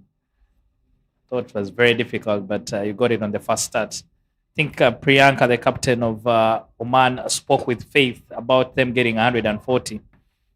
And I think they have a target they're sure they can be able to work with. Afida Aftab. Fuller driven straight, and Mendonca cuts it off. I think in situations like this, even the Philippines can't second guess themselves. They need to go very hard inside this power play and then try and consolidate later on. If they start in a timid manner, then the run rate will just keep growing on them and may be very, very difficult for them to kill off the game. Aftab to the batter, driven with conviction through the gap. That's some really good batting. Threaded the needle beautifully, the batter on that occasion, Amelia Valdez. I'll tell you, Yusuf, that that area is the one that has milked most of the boundaries today. Gunaseka scored so many runs through that zone, and this time Amelia Valdez also gets it through the infield, gets to the boundary. There's one good thing is that the outfield has dried up and hardened up pretty quick. Comes Aftab to Valdez. Full straight, nearly carrying through to that mid-off field. Yeah, missed out there, Amelia. That one was on the toast. Just never got to get it through the gap, but it was there for the hitting. Nothing from Aftab so far in terms of bowling. Hasn't really found her rhythm yet. Afida Aftab. Much better. Straight onto the pads of Valdez. Yeah, because I'll tell you, Joseph, if the person was taking the new ball is bowling like that, you sort of start to worry that maybe that's why your man wanted to have a big total.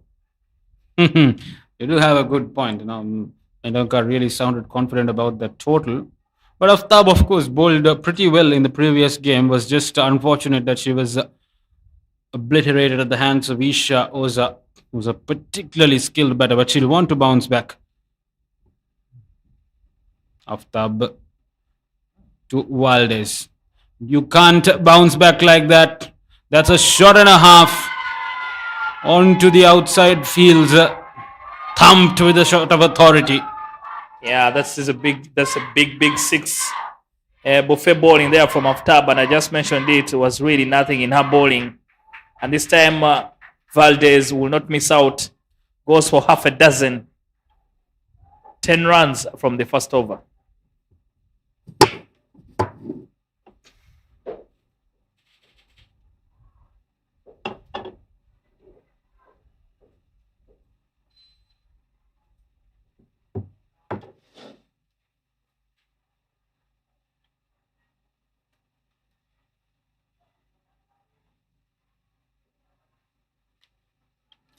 Dennis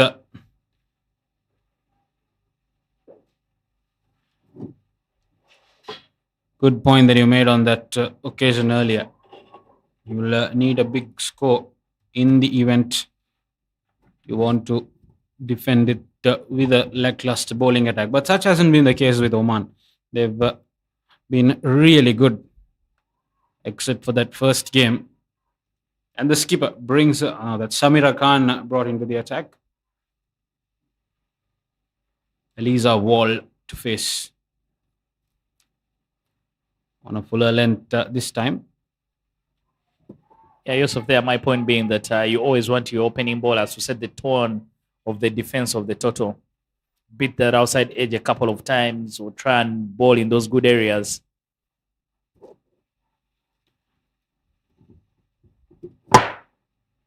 Samira Khan looking to set things straight for Oman here. Hit and hit well, straight to the field. A chance of a wicket. A more clinical throw would have yielded a breakthrough. Yeah, Eliza Wall just took off after the ball coming off her bat. But the good thing about that is that even her partner was interested in a run. Amelia Valdez took a very good start, so she was ready for the single. Tight, but safe for Philippines. Samira Khan to continue. Cuts in the gap. A lot of work to do. They've hit the ball with conviction, the Filipino batters, and that'll be 4 more to the total. Yeah, the boundary takes gold. The fielder will take silver because that was very well placed here by Amelia Valdez. Piercing it through the two fielders at point and fly gully. And once they got on their bikes, there was only going to be one winner in that race. Outfield, like Yusuf mentioned, very, very quick because the sun has been baking it. So now the ball will travel to the boundary. Comes Samira Khan once again. Tries to go over the infield. No real connection. They'll get through for a single. Valdez really taking it to the Omani bowlers here. Yeah, Valdez needs to be careful not to get greedy. Need to be very, very calculative. It should be very important if Philippines are to chase this target down. And so far, she's had the better of the bowlers.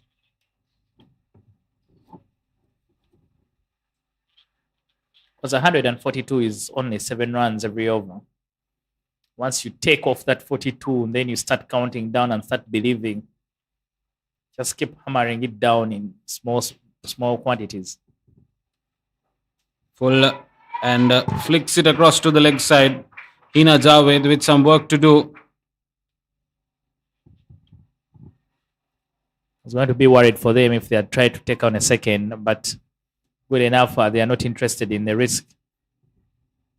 Amanda Di Costa doing the hard yards on that occasion.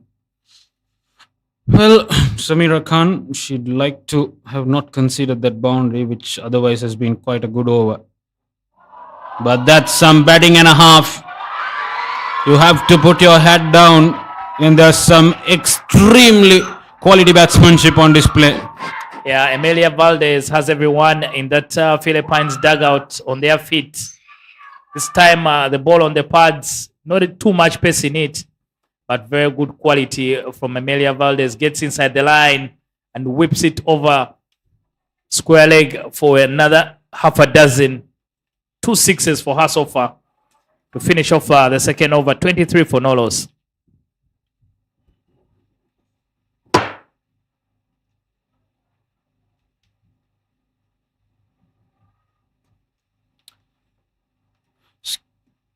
Skipper taking matters into her own hands. The ability to hit sixes has been few and far in this tournament, Dennis. And when you have somebody who can find the boundary like Valdez has done, it's a real asset to the team. Priyanka to Valdez. Usually what you want when you get a start like this from a player like Valdez, you want it to be sustained hitting for a very, very long time. I think the sensible thing that Wall can do is just to get off strike and allow Valdez to have most of the batting. Skipper Mendonça deciding to take things into her own hands. Yeah, very, very good decision making here. There's really no time. The longer you keep hoping that something will give, you may realize it's very late when the game has gone away from you. Philippines also coming out all guns blazing. This time drops it a bit short and makes something out of it. Javed gives it straight back to the Omani skipper. Yeah, let's see what Amelia Valdez can do against the captain. I like the approach there from Elieza Wall, just doing the simple things, get herself on the other end, and will leave the carnage to Amelia Valdez. All right, changing the field now. Deep square leg going down. Obvious, she's cleared that boundary twice now. And deep extra cover. Deep mid wicket, I beg your pardon, also in place. Mendonça coming left arm around the wicket to the right hand. Keeping it tight. Huge appeal, and she's disappointed, Mendonça, that the wickets were not given. I think every other time there will be an appeal against Amelia Valdez, the guys in the Philippine dugout will be very, very worried.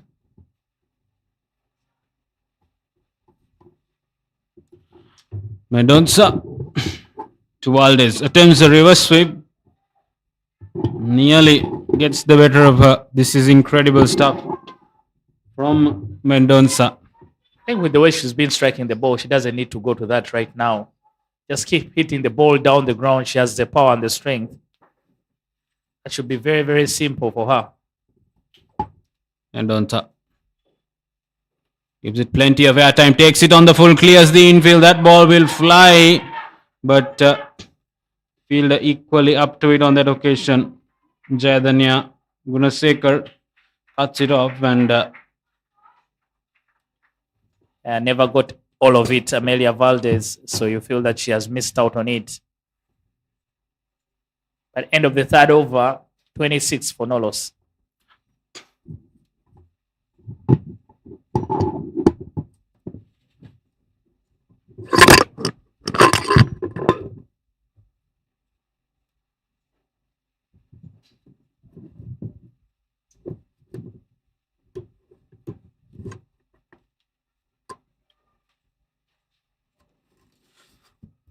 change in the other end as well, immediately recognizing the threat. Mendonça resorting to spin, bringing in the services of Amanda de Costa. Would have liked to have had better impact with the bat, but she'll hope that she can tighten things down with the ball in hand. Right arm off spinner can also keep wickets. De Costa use the ball air time. Wall trying to work with some width on that occasion, but not able to clear the field. Yeah, the difference between the two is Elieza Wall not as strong as Amelia Valdez. So she sort of struggles to get the ball off the square. But in her own way, she's just been making sure she drops the ball in the gaps. Very important Philippines maximize the power play, because I'm pretty sure Mendonça will deploy all four fielders once the power play is done. Wall once again struggling. There was a run to be taken there, wasn't it, Dennis? Yeah, there was a run, and I think that's where Oman are getting the plan wrong. They need to make sure they bring in as many people as possible inside the inner ring so that they deny Wall from getting a quick single. But if she can be able to angle her bat and get that gap at square leg, then she'll get off strike. De Costa straight to Wall. No chance of a run. This is good bowling. They're pulling things back here. Very smart from the Oman skipper making those changes. Yeah, Oman, they need some tidy overs very, very quickly just to get back the control. De Costa to Wall. Short. Pulled down to deep mid wicket. Fiza Javed cuts it off. You see what this does for Oman as well is that it sort of puts pressure on Amelia Valdez to try and do something. They've gotten just one run, 4 balls gone. So Amelia could be thinking we need at least a boundary or a couple of runs just to make it a good over. What will she do? Just 2 deliveries left and just a single run in the over. Goes for the big one. Fielder not in place for that. Clears the infield, but the ball doesn't have the legs to go that far. And Gunasekar does well down in the outfield to ensure that they don't give away too many runs. Shusantika Ashok, I beg your pardon, the fielder on that occasion. Yeah, very good stuff there from Amelia Valdez. realizing that there's an opportunity to hit over the top. I've seen her holding her shoulder. I hope she's okay.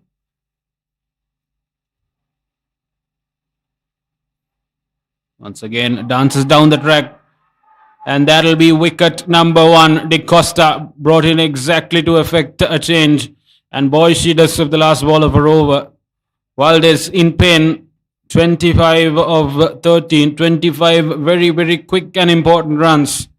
And that'll be the end of a well-constructed innings. Took to the Omani bowlers and fell by it as well. 29 for none after the end of 4. Yeah, the big wicket, the big fish. Amelia Valdez will have to depart. But she's holding her abdomen. You hope she's okay. Stem dragged herself out of the crease, but I think she ended up yoking herself and then completely missed the ball that rocked into her leg stump. And Philippines lose their first wicket and a big wicket. They're 29 for 1 after 4 overs.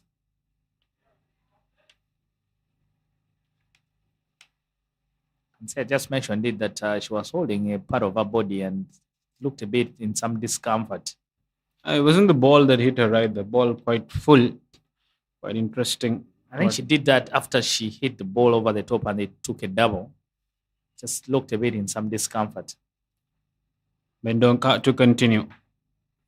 Drives it straight to Fiza Javed. She goes for the wrong end on that occasion. The ball was there to be hit at the non-striker's end. Unnecessary.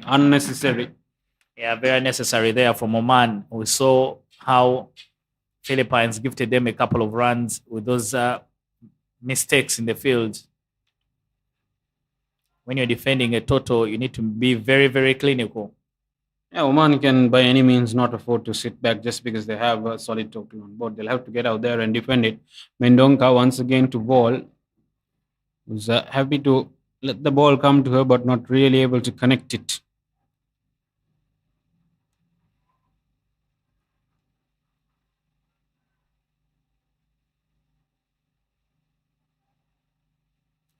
Priyanka Mendonca.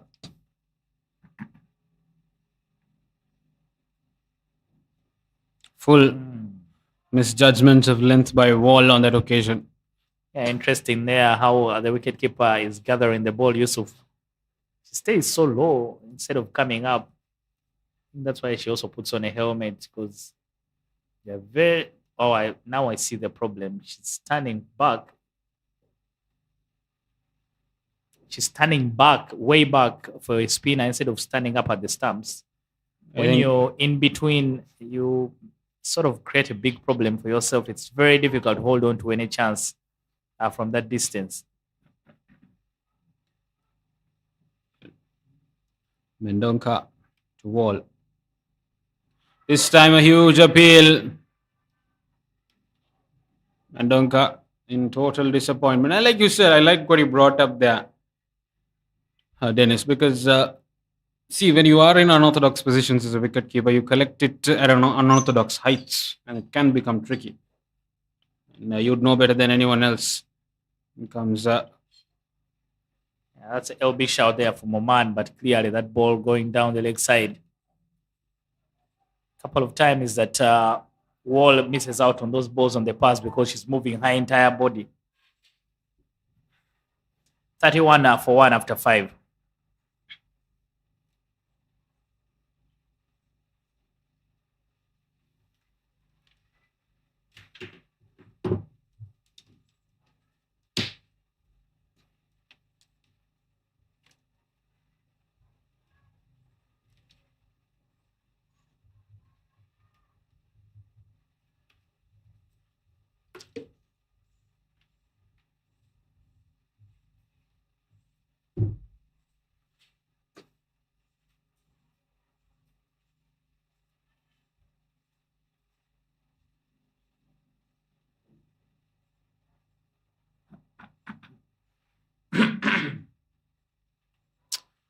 Amanda De Costa to continue. 111 runs required of 90 deliveries for Philippines. They've pulled things back, Oman, in the last 3 overs. And it's Kerry Keane, the new batter, facing up to De Costa. All staying very low on that occasion, Dennis. Yeah, staying very, very low. Not too sure about the offer from the batter. Harry Kane on strike.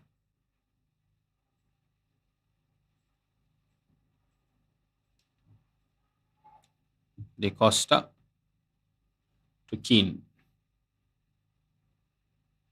Drops it short and cuts it back. But no chance of a run despite a bit of a wobble by Gunasekar there. Better stuff for Oman since they took off the pace. They've had good control of the game.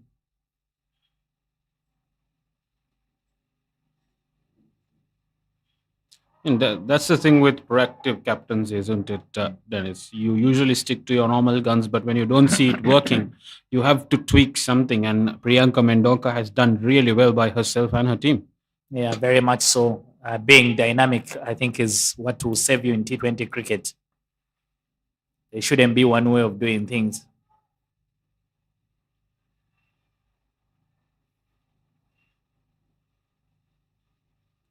De Costa back to Keane. Plays it short, cuts it behind the point fielder. The fielder will have some work to do. The ball has got legs on it. Will be interesting to see. Looks like the ball has been fielded. We'll have to wait for the umpire's decision. Yeah, very, very good hustle from the fielders just to not give up the run chase. The umpires are requiring from the fielders. Has been the hallmark of this tournament. A lot of the times the umpire have trusted the fielders on these marginal calls. And more likely than not, they've been very honest in what they've said. And umpire happy to go by the fact that 2 runs were stopped. Valiant fielding effort. This is the kind of energy you expect when you are defending. Keane takes it off the full, in the gap. Fielder will have too much work to do. And that'll be yet another boundary. Keane Yeah, there's a final over of the power play. Keane picking Hug up beautifully, going over the top. One bounce into the boundary. Yeah, overpitched from Amanda. Then Keane obliges by making sure she goes over the bowler's head and all the way to the boundary. No chance whatsoever for the fielder at the boundary to cut it off. De Costa to Keane. Taken on the full, chance of a wicket here. Fielder getting underneath it and Mendonca plucks it off thin air. Solid comeback from De Costa. Goes for a boundary and immediately strikes back. Yeah, good idea, but the execution not helping Karen Keane. Doesn't manage to get it over the infield. But a good running catch there from the captain Mendoza. Wasn't very, very easy. Looked like it was going away from her, but she did the first thing, which is important, as make sure that you cover enough ground, and she was able to plug it out of the air. The Philippines lose their second wicket. Leading from the front. Went for the right option. Couldn't get the cleanest of connection and a catch running behind. Never easy, those ones. Made it look like a walk in the park. Mendonca, more importantly, held on to it. Zoe Wong, the new batter.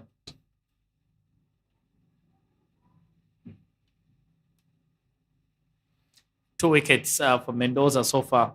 He's picked a wicket in each and every over. Ball was there for the hitting, just never cleanly connected with it. Kerry Keane. I think what we haven't seen a lot of teams do is sweep the ball.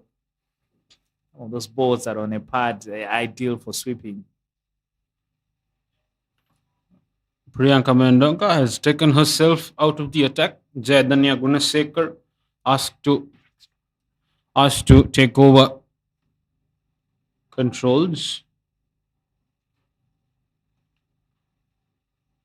Wall hasn't really found any form of connection throughout the innings.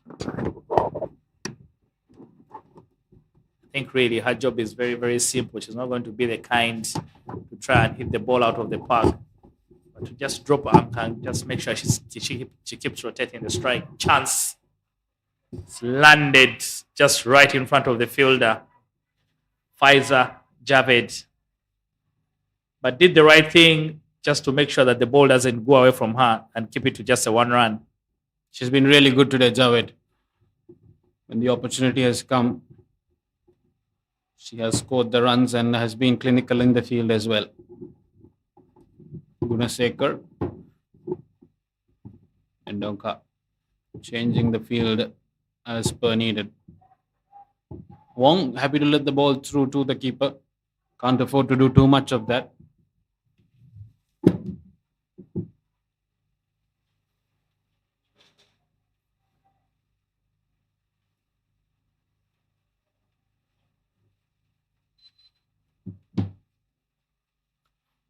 Gunasekar to Wong. This time drops it short and immediate call. Chance of a run out at the non-strikers in.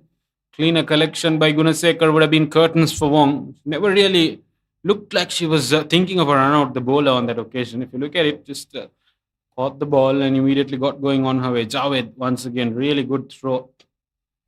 Very clear chance of a run out, Dennis. Yeah, there was a really big opportunity, but the hesitation between the two batters in the middle. I think Wong didn't know anything about that run, and Eliza had already committed to it. Gunasekar to continue. Wall facing. Mendonca cuts it off. After those first 2 overs, it's been very dynamic, like you pointed out. End of the 7th, 39 for 2.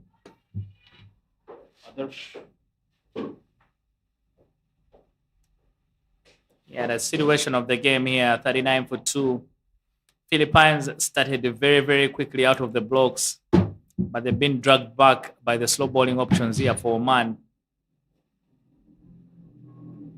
And Oman just making sure that now they can be able to manage the game from here on all the way up to the end. Another bowling change for Oman. Bowling change for Oman, and also a bowling change in the commentary box. Adesh joins me. Adesh, what do you think? 142 possible? They do need a big partnership, which right now looks slightly unlikely because Eliza Wall has taken up a lot of deliveries to settle in. It's a really good delivery. And they're very far back when it comes to the required run rate. The power play hasn't gone as per plan. Yeah, Ashok, the new bowler for Oman.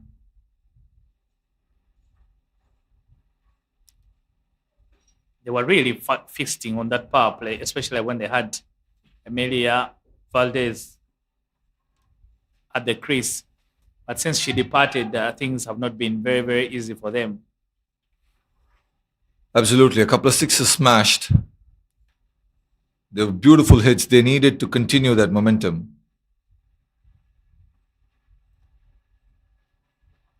Yeah, that's why I'd mentioned that it needed to be sustained hitting, not just for a short time, but for a while long enough to cause enough damage. Reiterating the fact that this game is a must-win for Philippines to stay alive in this tournament.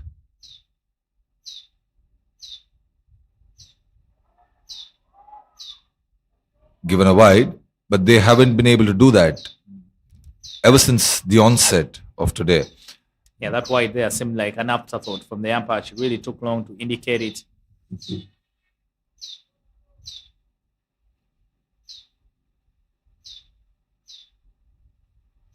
Push down the ground. They won't get through the bowler. Ashok doing well to do the fielding of our own bowling. There's been a very disciplined bowling performance so far from Oman, led very, very well by captain. She picked up a fifer yesterday. Yeah, trying to force the issue wall. This time she uses her feet.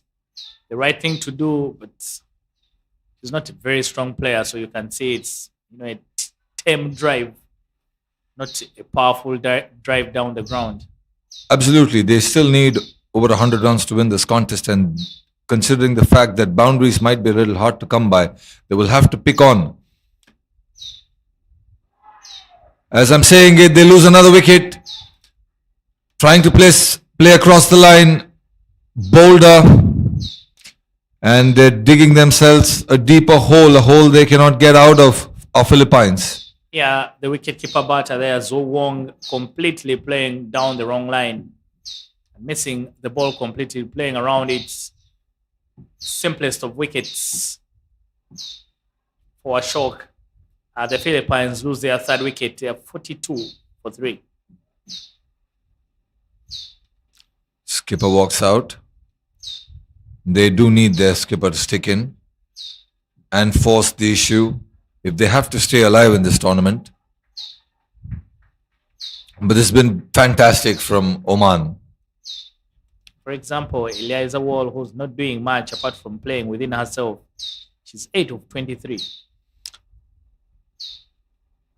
Clearly for her, she's dropped anchor. She has, and begs a question. Katie Donovan is a certified power hitter. She knows when to tonk the boundaries. She's quick, she's strong, and a player of her caliber, especially when the team is down and under, shouldn't she have come slightly earlier up the order to bat? I think you make a good point there, Adesh, and I think if they'd wanted to make sure that they stay on the front foot, keep pushing for the run rates, just sort of trade all your cards immediately rather than trying to hold back a couple of people.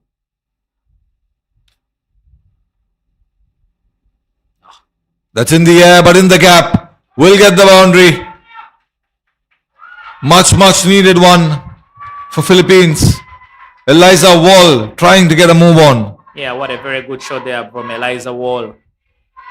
Used the feet, got the width that you wanted, and she was able to get through the infield. Created some room for herself by backing towards her, by going towards her leg stump, and she's able to get it through the infield. And when you do things like that, you sort of create opportunities for yourself. Now they've taken out one of the fielders in the cover region and put an extra cover, so now she can drop the ball and get a quick single.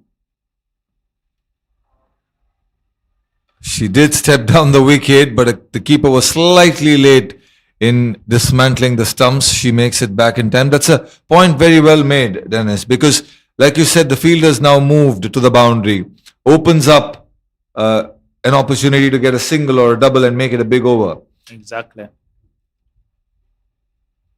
They're not exactly out of this run chase yet.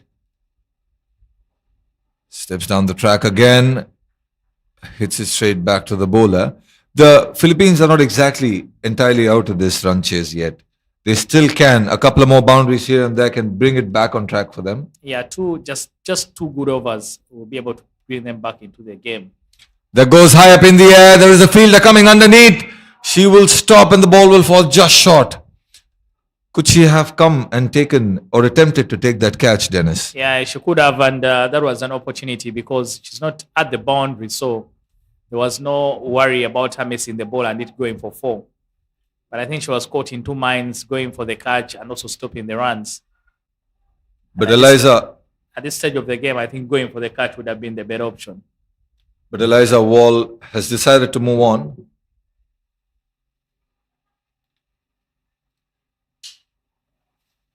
Realize that she does need to get a move on.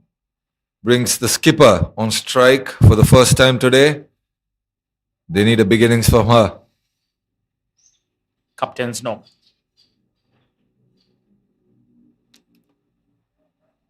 Starts with a dot ball. That's the end of the over. After 9, it's 47 for 3.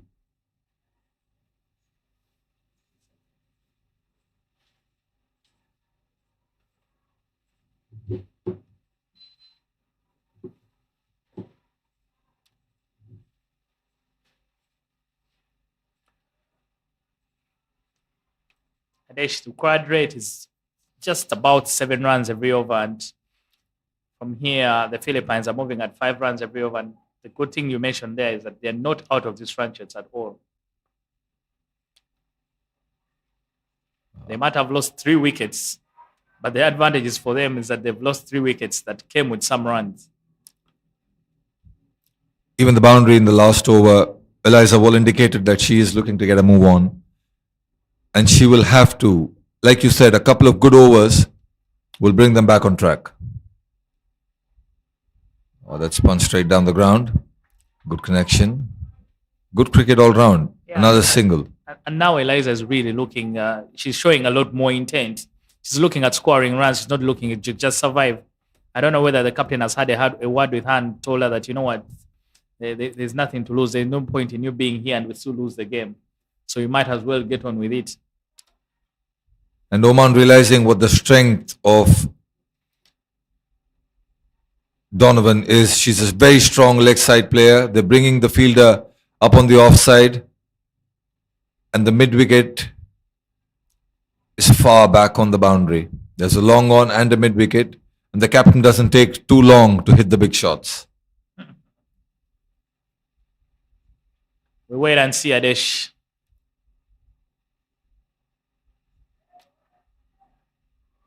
A quick single, a direct hit attempt. Misses it. There was a lot of confusion there and a lot of crowd in front of the stumps. I don't know if she got her aim right. Yeah, a touch and go there from the captain. Tough call there. Direct hit would have had her gone for all money.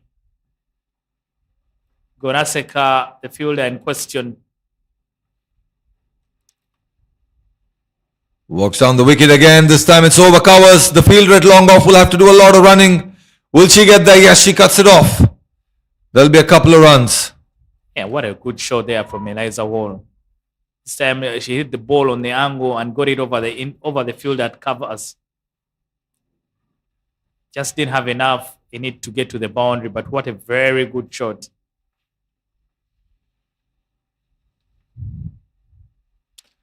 Steps down again. Another single. She's been doing that very often. Almost every delivery she's played in the last 5 or 10 minutes, she stepped down the track. Yeah, she's realized that if she gets stuck in her crease, she won't be able to score runs. And she's not the sort of player who's very strong square of the wicket, but she can be able to punch to hit the ball down the ground. That's why I told you that for Oman, if they were a bit clever, all they need to do is just pin down Eliza Wall by coming in the field. Defend at least attack 4 balls against her, and then you can defend the last 2.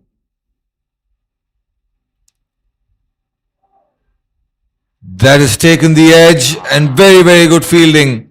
Very well covered by short third. Yeah, Oman in that fielding shows that Oman won this result badly. It was a big time effort there from the fielder just to carry it off. Ina Javed. Halfway stage situation is 53-3 for the Philippines as they try and chase down 142. And we'll be back for the drinks break after this short break.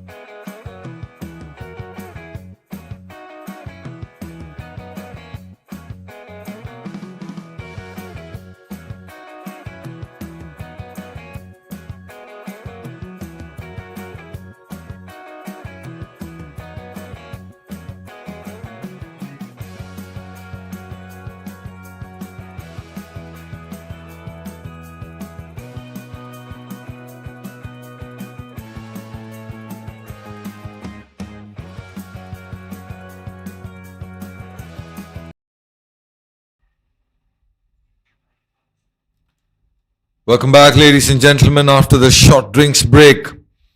It's the last 10 overs of the second game here at the UKM Oval.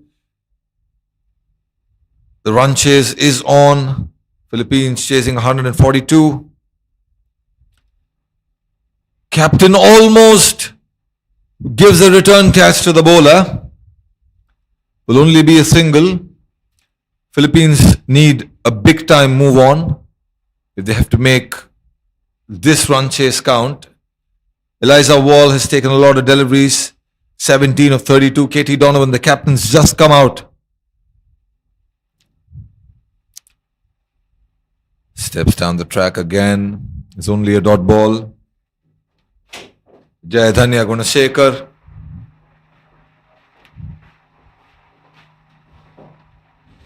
Her third over. Gives room this time, smashes it off the offside, but this time there is a fielder at deep cover. She will cut it off. It will only be a single. Yeah, they now know better not to have a fielder in that angle. Because Laser Hill was milking a couple of runs from that direction.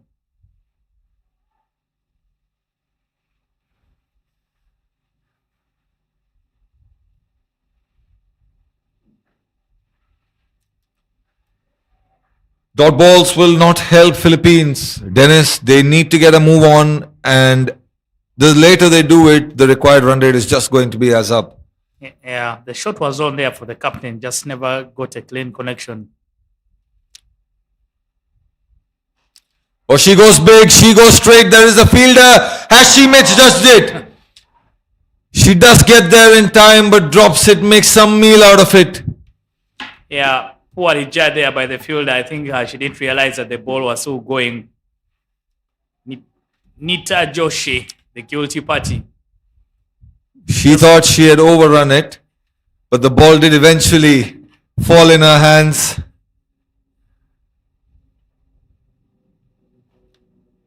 Another hit me delivery goes begging. This is not good. Not good at all for Philippines.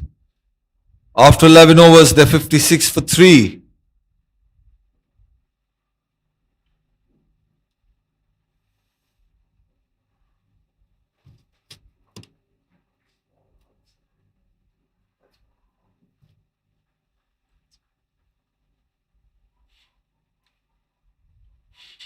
Yeah, Adesh, from here on, every dot ball is going to hurt Philippines. I think you'd rather get one run than a dot ball.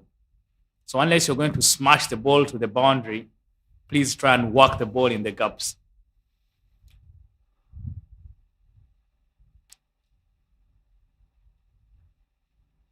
And exactly opposite of what you've been saying is happening.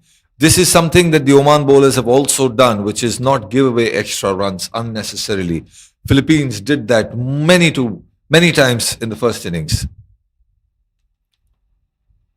A short ball pulled away. There is a fielder deep mid wicket. It will only be a single. This is very, very smart captaincy. They know which is the strength of which batter, and they've placed the field accordingly. Excellently done by the captain Priyanka. Yeah, for KT Donovan, they've really packed their own side.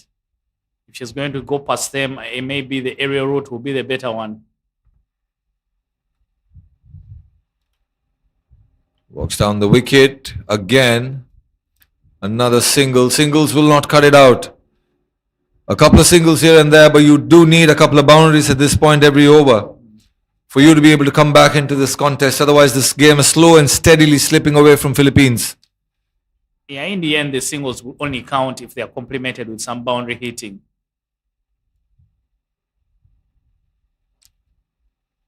Another attempt for a boundary. Very, very well done at deep mid wicket.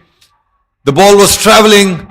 They will get a couple of runs, but that was brilliantly done. Yeah, the commitment there from Oman, despite them having the runs on the board, they're still showing that we want to make this as hard as possible for you. She didn't have a lot of ground to cover. The ball was hit really, really hard. Yeah, that's the thing. It was hit with good power. This time it might be in the gap. Will it get to the boundary? Yes, there's a misfield. A much needed boundary for the captain and for Philippines. Oman will not be happy with that. The bowler is disappointed. Yes, American for everything else that Oman have been doing well. This time, the ball not very good from a shock, was a full toss on the pads.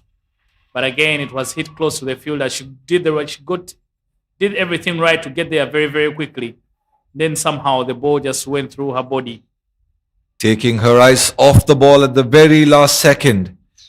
She maybe just was a little interested to see if the batter is taking a third so that she can inflict a run out. That's what I was going to say, Adesha. The problem is there. You take your eye off the ball because you're focused on the guys running between the wickets. Oh, that's really well bowled. A comeback delivery to finish that over. Good contest between bat and ball. After 12 with 64 for 3.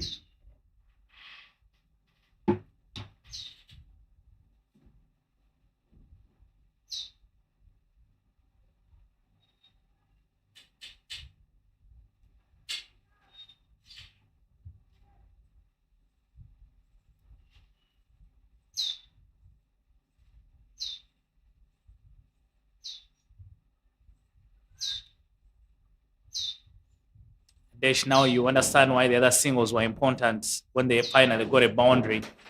That over easily became a 7-run over.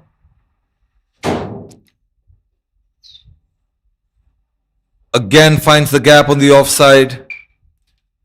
Will be the single. I think Eliza is doing the right thing by giving her skipper the strike. She knows that Katie Donovan is the big hitter and the boundaries will come from her. Yeah, I'll tell you something that these days teams do it. It's not a mystery or anything. But as a team plan, if the Philippines have someone else who can be able to make a charge for it, complement the hitting of Katie Donovan, you can actually tell Eliza Wall to retire. Because it's going to reach a point in the game where both sides have to be hitting.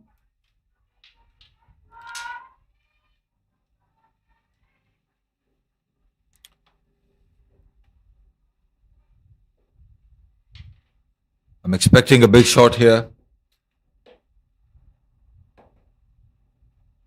Oh, that's really well bowled. She flighted that ball up. Yeah, the thing is, if the big shots are only going to come from one end, then somehow there will also be only one end.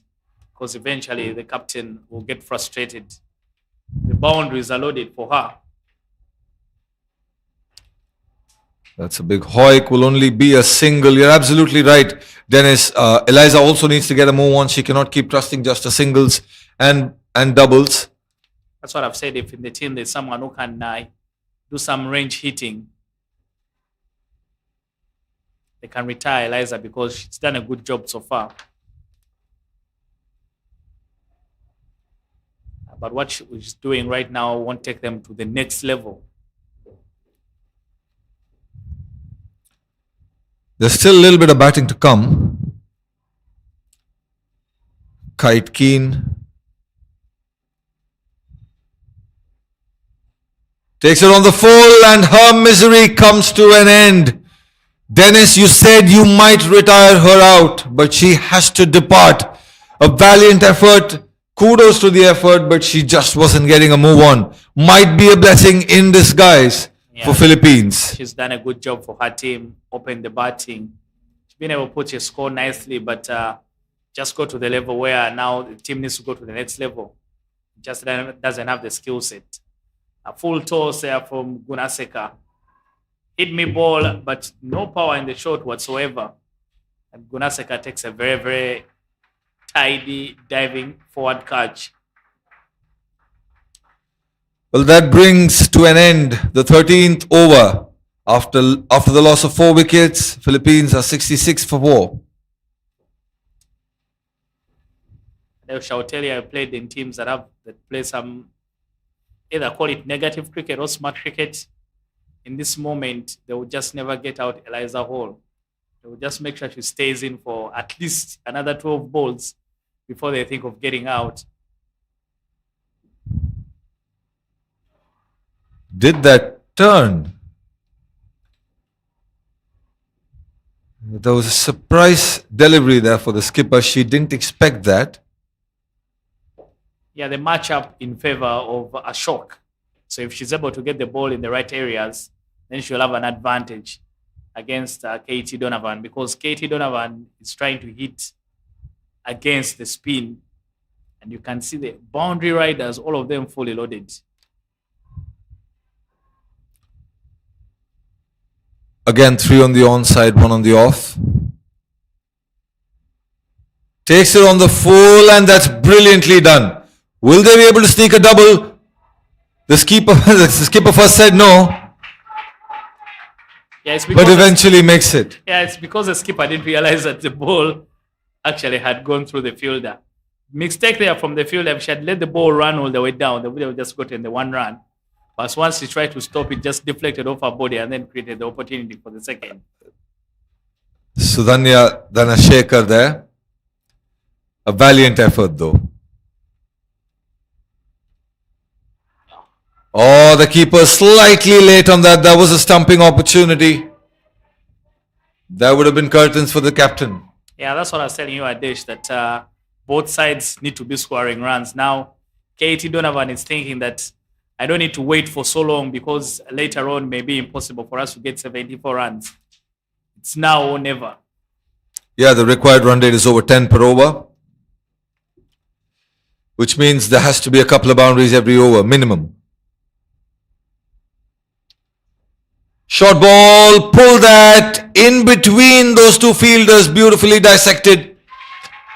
That'll be a boundary. Yeah, the captain there delighted with the fist punch after that ball crossed the boundary. She's liking it. She knows that they need to kick on immediately. Wrong lines, wrong areas here from a shot. Katie picks up the length very, very quickly. Even with all those boundary riders, she's able to find the gap and gets a boundary. If you can see her in that image, you can see there's some fist pump from her. But they need a lot more than that, not just one of them.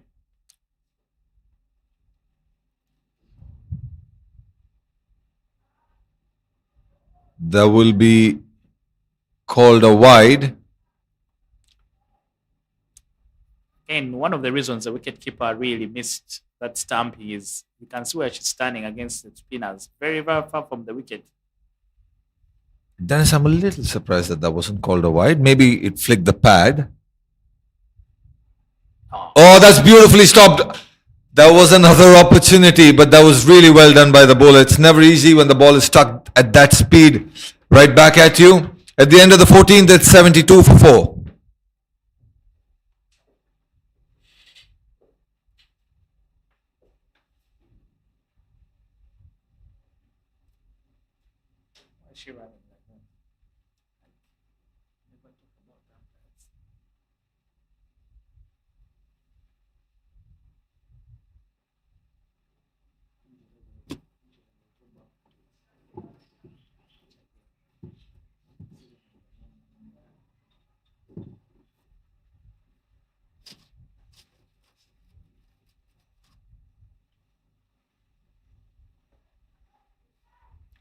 Ashok finishes her spell of 4 overs. It's bowled very economically, 1 wicket for 23 runs.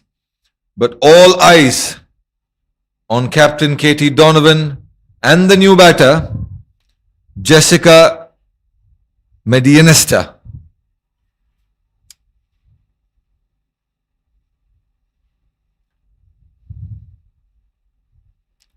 "70 needed of the last 6 overs. The first ball will be a single to bring the captain back on strike." Yeah, make that 69 from 35 balls. This is a game for the faithful. You need to sort of believe that a miracle of proportionate margins can happen, because that will require some sustained hitting from either the captain or everyone else in that Philippine lineup to just get them over the line. After the first ball, it looks like the responsibility, about 90% of it, will have to be on the captain. Yeah, Katie will have to take responsibility. I think she can get to push this game all the way up to the end.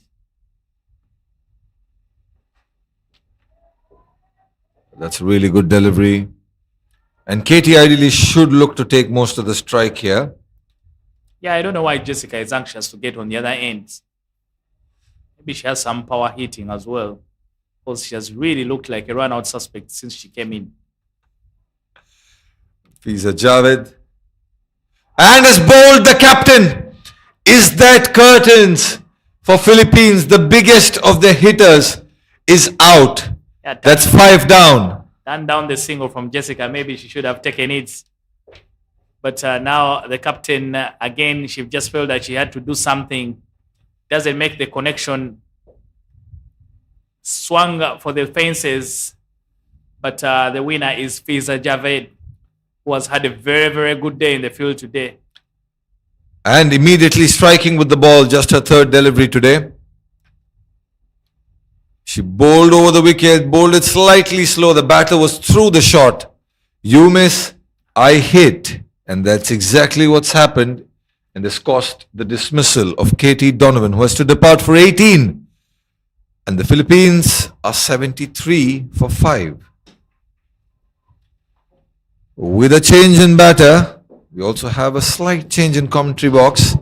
As Yusuf joins me. Yes, finisher's role. Adarsh, our friend Dennis, will prepare himself for the presentation in the meantime. But to talk about that lady on the screen, number 66 on the back, Fiza Javed, has had a day and a half. Adarsh, credible batting, been very good in the field, and now adds to her tally of wickets as well. Just 3 balls into her first over. She had a decent day with the bat. Is looking very good with the ball, immediately creating an impact.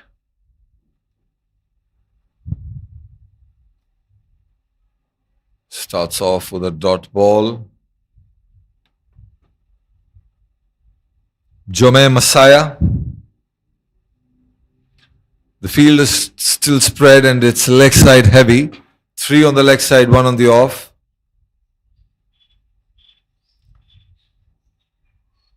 Attempts for a quick single, scampers through successfully. I think Philippines have only themselves to blame for the situation they're in. There are plenty of runs that were leaked through, opportunities that weren't held on to, and even the wickets and the pacing of their innings hasn't been something that they've taken initiative of.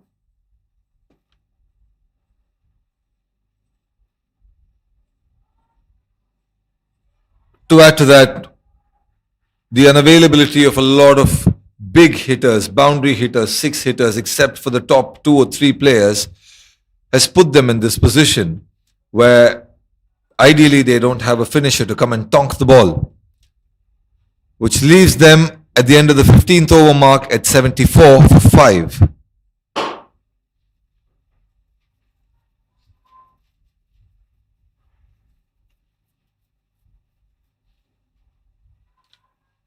This will be back-to-back losses for Philippines if they do end up losing this one, and potentially will be out of the tournament.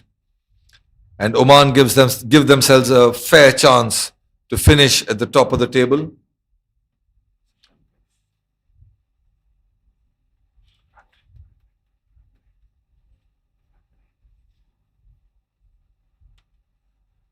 Oman, Mendonca bringing herself on back to do the finishing touches. 5 overs left, 70 to get. This is very smart captaincy from the captain, because even yesterday she picked up a fifer. She was there. She knew exactly when to bring herself on. She bowls those lines where the ball slides back in, slightly slower through the air. The batter's waiting on the back foot, sometimes very confused whether to go down. Oh, this happened yesterday as well. Another warning for backing up too much. She's very smart about how she goes about her business. Captain Priyanka.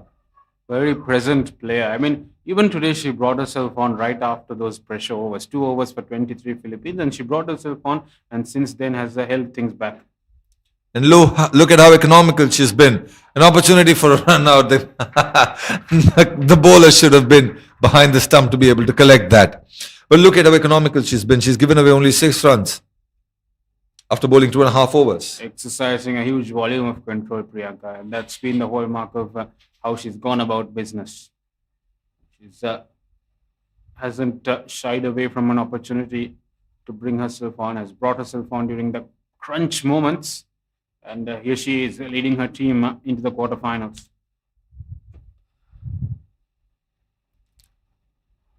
That's in the air. There is no mid-off. Will only be a single. This was the one ball that she actually floated it outside the off stump just a little bit. There is a wicket alert. I'm giving you the alert.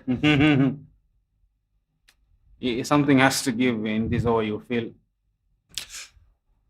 It was just coming there. An opportunity for a run out. The umpire says she's made it. She has made her ground. The ball did take the edge. Hina Javed very quick to get the ball back, but the non-striker had taken off immediately. Looked a bit closer than the decision was. Very tricky. The umpires also stuck with a very challenging job out there in the sun all day.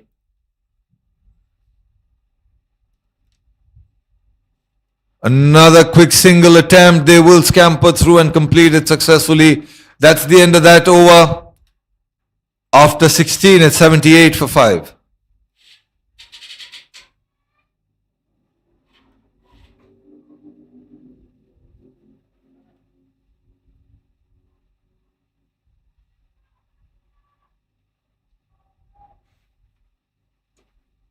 Mendonca to bowl the final delivery of the over. End of the 16th, 96 for 5.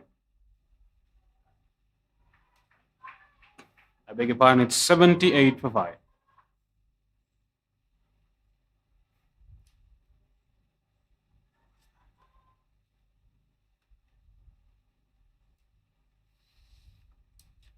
Yes, a very successful over from the captain Priyanka Mendoza. Everything she's touched today has turned to gold for her and for Oman. Philippines will be a dejected bunch. Couldn't get the move on that they wanted to. Required run rate slipping over, way over 12, 13 and over now. Talk about touch turning to gold. That lady on screen, Fiza Javed. She's held that Oman batting innings together and now doing the finishing touches for her captain. Oh, that's cut away brilliantly. Finds the gap, will not reach the boundary. She will get a couple of runs. A strong return. It's a bit shorter than she would have liked. A bit of room and she pounced on it, Jome Messiah.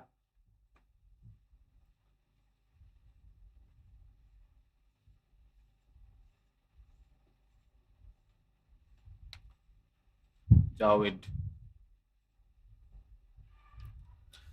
An opportunity at the non-striker's end. Does she make it? The umpire seems to think so. Medianesta nearly running herself out on that occasion. Interesting to see the replay.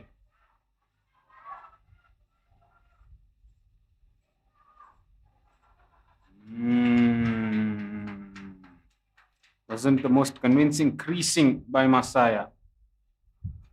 That's really well kept. Will be given a wide. Just a quick kudos to the umpires. They've been standing all day in the heat. It was also raining in the morning, so they had to ensure the playing conditions were fair and square. They kept inspecting, they kept checking every part of the ground to make sure playing conditions are safe. And being able to do 2 games in a single day continuously, hats off to them. Whereas a couple of more runs will be sneaked in. Philippine dressing room ever so motivational and cheering on their team here. But looks like a little too much, a little too late. They will look back at this tournament and take away a lot of positives. Another big appeal. The umpire has her eyes and mind set on a big time no. But like you said, the Philippines team is being cheered on. They've had incredible support from the dugout. A swing and a miss. They've really upped their game. There's a lot of positives to take home from here for them. They will look to build on from the experience and the match time that they've most importantly gotten from Malaysia. Another swing and a miss. That'll be the end of that over. After 17, it's 83 for 5. 3 more to go.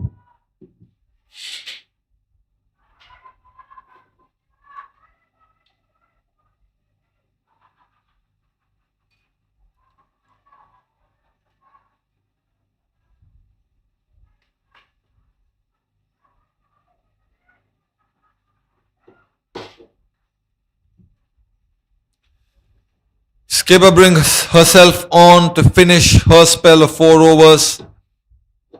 She's only given away 9 runs in her spell so far. She's been brilliant, astute captaincy, contributed a little bit with the bat as well. She's there everywhere. Sets an attacking field. Oh, I'm so sorry. I think she's changed herself.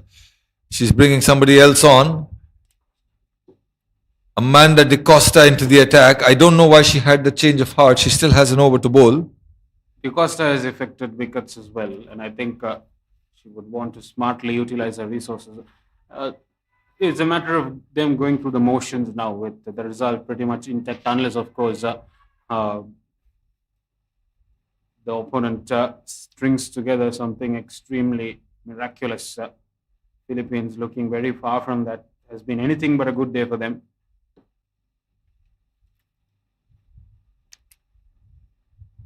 That's slightly in the air. Will get a single. Oman would like to have finished this off earlier, but their inability to be able to pick wickets is also something that they will have to look back on. Yeah, it's only going to get tougher going into the tournament, and every game is a must-win here on. Quarterfinals are not going to come easy. That's in the air. Hit slightly wide of long on. Will come back for 2 runs. And since they are finishing more likely second in this group with UAE topping the charts, it's more likely that they will face a better team in the quarterfinals who finished first place on top of their group. We're talking teams like Thailand, who's not going to be easy to deal with. And even Hong Kong, they've been really good so far. So would be an interesting matchup, the quarterfinals. That's short. That's pulled away. Straight back past the bowler. Another opportunity for 2 runs. Had the ball been collected, the throw was a little wide. There could have been a run out. But commiserations to Philippines and to China, who also played some really good cricket. Saudi Arabia should be very proud of themselves. They did lose 3 on the trot, but they will take away a wealth of experience from these tournaments like these. At the end of the day, it's a lot of exposure. You mingle with... And she's bolder. She kept attempting to play that shot, and this time she falls short. Jessica Medinesta has to depart. And this is all but over for Philippines. It's been that kind of a day. Anything not going their way. That ball never really was deserving of a wicket. It was there to be hit. But the fortunes have been flying the Omani way. The Philippines team are applauding the batter who's just gotten out, which means the spirits are very high. They've been doing the right things. They know in a few short years, if they continue to do the right things, they will be there. They will compete with the best of the best. And this is exactly what we need to see and take inspiration from. The opportunity is huge, especially in the women's game. The gap is not as marked as the men's game in terms of catching up with the highest level. And so much opportunity for these teams. And they play really good cricket as well. That's in the air. Another sitter dropped. A rare miscue for Fiza Javed today. Everything's gone right with her all day. Lapse of concentration. The skipper comes in, quickly says that's all right, and runs back to long on, but that is not all right. That was a sitter. Should have been taken 7 days of the week.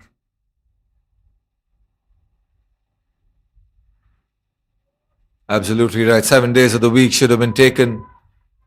That'll bring to end that over. Over number 18 comes to a close, 89 for 6. Our Philippines with 2 more to go.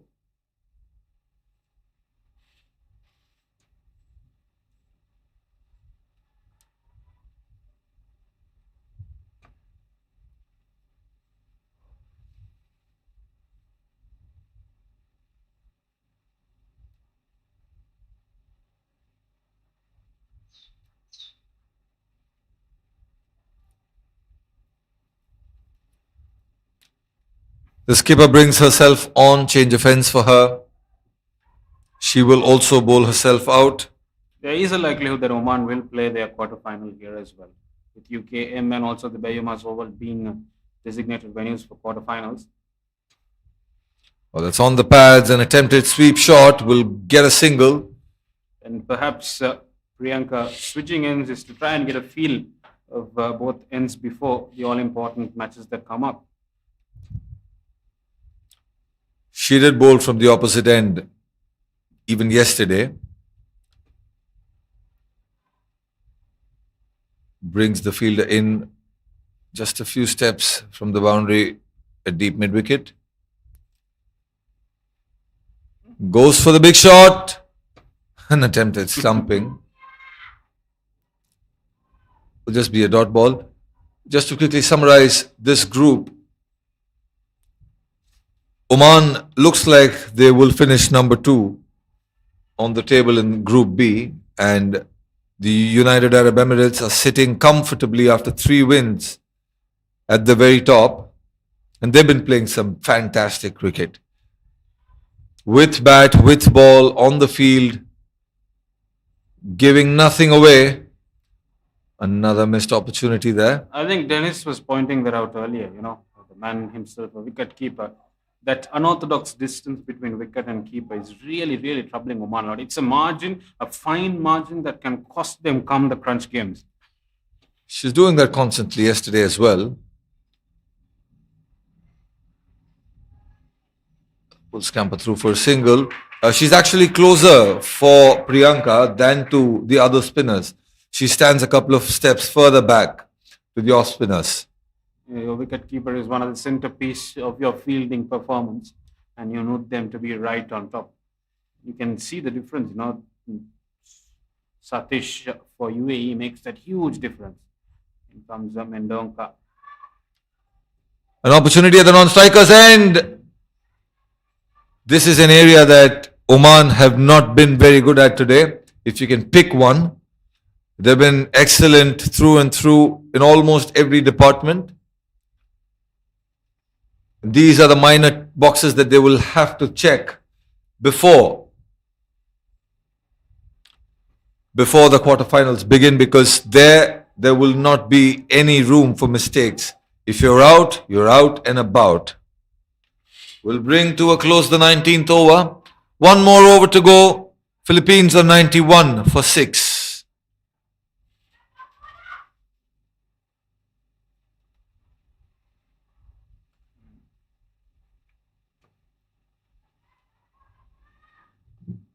I think for some of these teams, it's also a learning curve. Because I remember Shafina Mahesh, Singapore's captain, in her first game versus Indonesia, she mentioned she wanted to score somewhere around the mark of 70 to 80. And in the very next game, she said she wanted to score somewhere in between 85 or 90. So she sliced that. Will turn slightly away from the fielder running in from backward point. And, to our fellow commentator Navin Shori, when he asked her, in the second game when they scored 85 runs, she mentioned that their target was to get to 85, 90, even though they were chasing a target of 100 odds. And for some teams like this, for them, the goal is to compete with themselves, to constantly improve.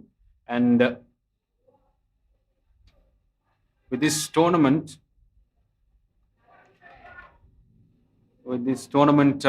being 18 teams, a lot of these teams will take a lot of learnings back home when they go to improve themselves, to work on the finer margins, and to come back with a better game next time around. Absolutely, and to be able to play continuously games on consecutive days. That's a straight hit. Will reach the boundary. That's a fantastic shot. The Philippines team is celebrating every run that's coming their way, which means they are in high spirits. And like you said, they will take back a lot from these tournaments. Most importantly, match time. Being out in the field, playing consecutive games in consecutive days against different opponents of different qualities. And they will learn from different teams. And you're mingling with the highest standard of international cricket, isn't it? Oh, cotton bowled! An opportunity, a run-out opportunity now at the striker's end and will eventually fall. A wicket had to come of that ball. We just didn't know if it was going to be a catch or a run-out. Nothing yielding for the Philippines team here. They've shown up with high spirits this tournament, much like all the other teams. And it will be a huge learning curve for them to mingle with the highest form of the highest standards of Asian cricket. Let me just quickly bring you back to that wicket. That was hit extremely hard, straight at her. Good reflexes to be able to get hand to ball. She did almost catch it on the rebound, but realized, okay, there are two batters at my end. There's one end open. She threw the ball back. Well done by the keeper. Inflicted a run out. Fine margins. 2 balls left in the match. And Oman will romp home with a huge boost to their net run rate. Here comes Another strong shot. Will only go as far as the fielder at short mid wicket. Last ball coming up in what will be a comprehensive victory for Oman. They've done everything right today. Everything they've touched has turned to gold except for slight margins on the field. Walks down the wicket and it ends with a wicket. The very last ball of this game brings a wicket for Oman. 97 for 8 they will finish on. And a stunning performance and a comprehensive one for Oman to be able to cement their place and move into the quarterfinals. Philippines will be dejected at this performance, but they should keep their heads held high. They've played some very good cricket. They will take a lot of learnings back home. An all-round performance for Oman.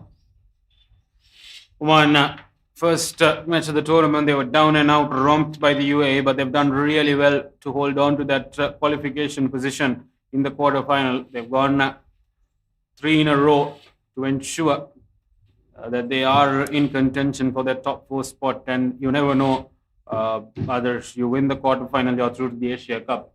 The top 4 teams qualify, so it's a huge opportunity. The next game is going to be crucial for a lot of their cricketing teams, not just for their teams, but the generations of cricket to come in their countries as well.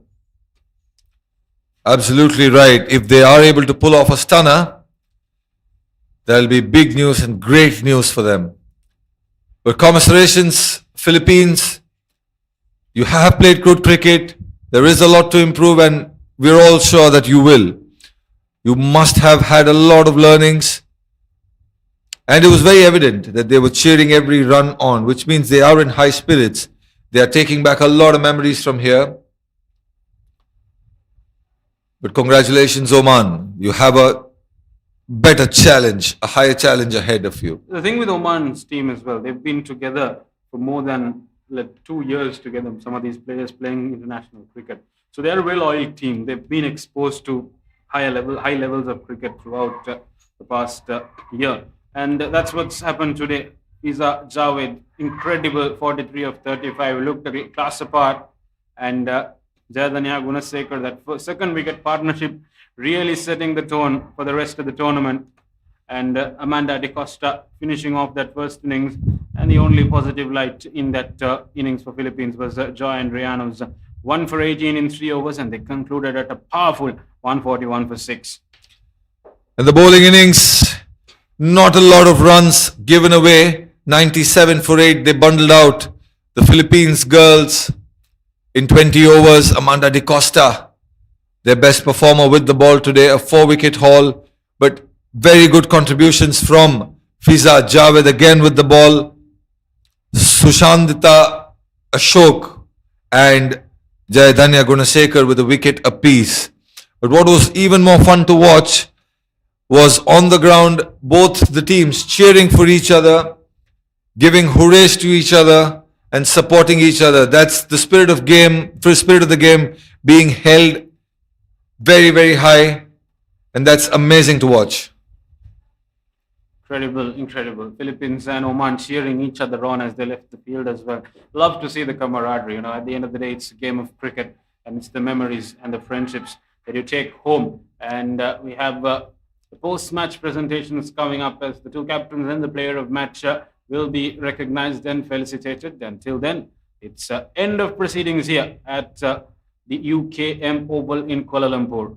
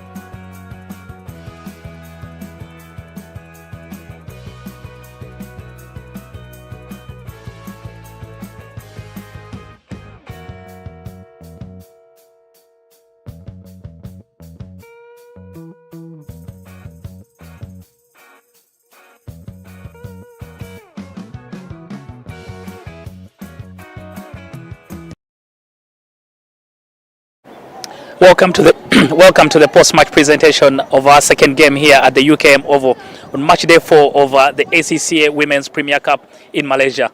An interesting clash where Oman have been able to move on to the quarterfinals after defeating the Philippines by 45 runs. First, I'll invite the match ref to give out our Player of the Match award. Some notable performances: Faiza Javed from Oman, 43 from 35 balls. Jayanda Gunaseka, 37 from 38 balls, 4 overs, 12 runs and 1 wicket.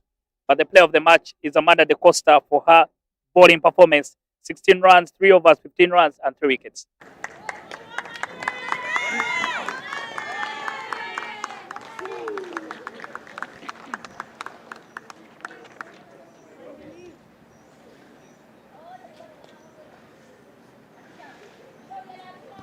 Amanda, not very quickly, just please come over. Not very easy to bowl because the Philippines were coming after the bowling. What was your plan when you went out to bowl? I mean, we worked hard for it, we've prepared and we've come so far. So we always had a plan in mind on how we overcome the Philippine batting. And yeah, luck worked out, came in our favor. All right, well played and well done to you. Thank you so much. We'll now speak to the captain of the Philippines, Kate. Kate, the toss went your way, but the result hasn't gone your way. Your thoughts about the game? I mean, yeah, take what the result what you can, but the girls worked very hard this game. Maybe there was a few extras that maybe let us down, but from workings on from last game, we executed what we talked about. I think the batting, we got off to a great start. But then I think a few loss of wickets, and the bowlers, Oman were very tight with their bowling and bowling to the field. We struggled a bit. But yeah, no, there's a lot of positives to take from this game. All right, and that's what I want to ask about, because if you look at the dugout, you didn't think that the result was actually going to Oman's way. Your girls were very happy and excited. What are some of the positives you can take from this game into your final game in the group? Yeah, we'll definitely take some learnings from this. I think we just need to be a bit more precise with our extras, I think, and then I think that already one will be less extras, like more time in the game, in the innings, because we're over, I think, by the last over. But yeah. All right, no worries. Hard luck today, but good luck in your final game. Thank you. And now we'll speak to the winning captain, Priyanka.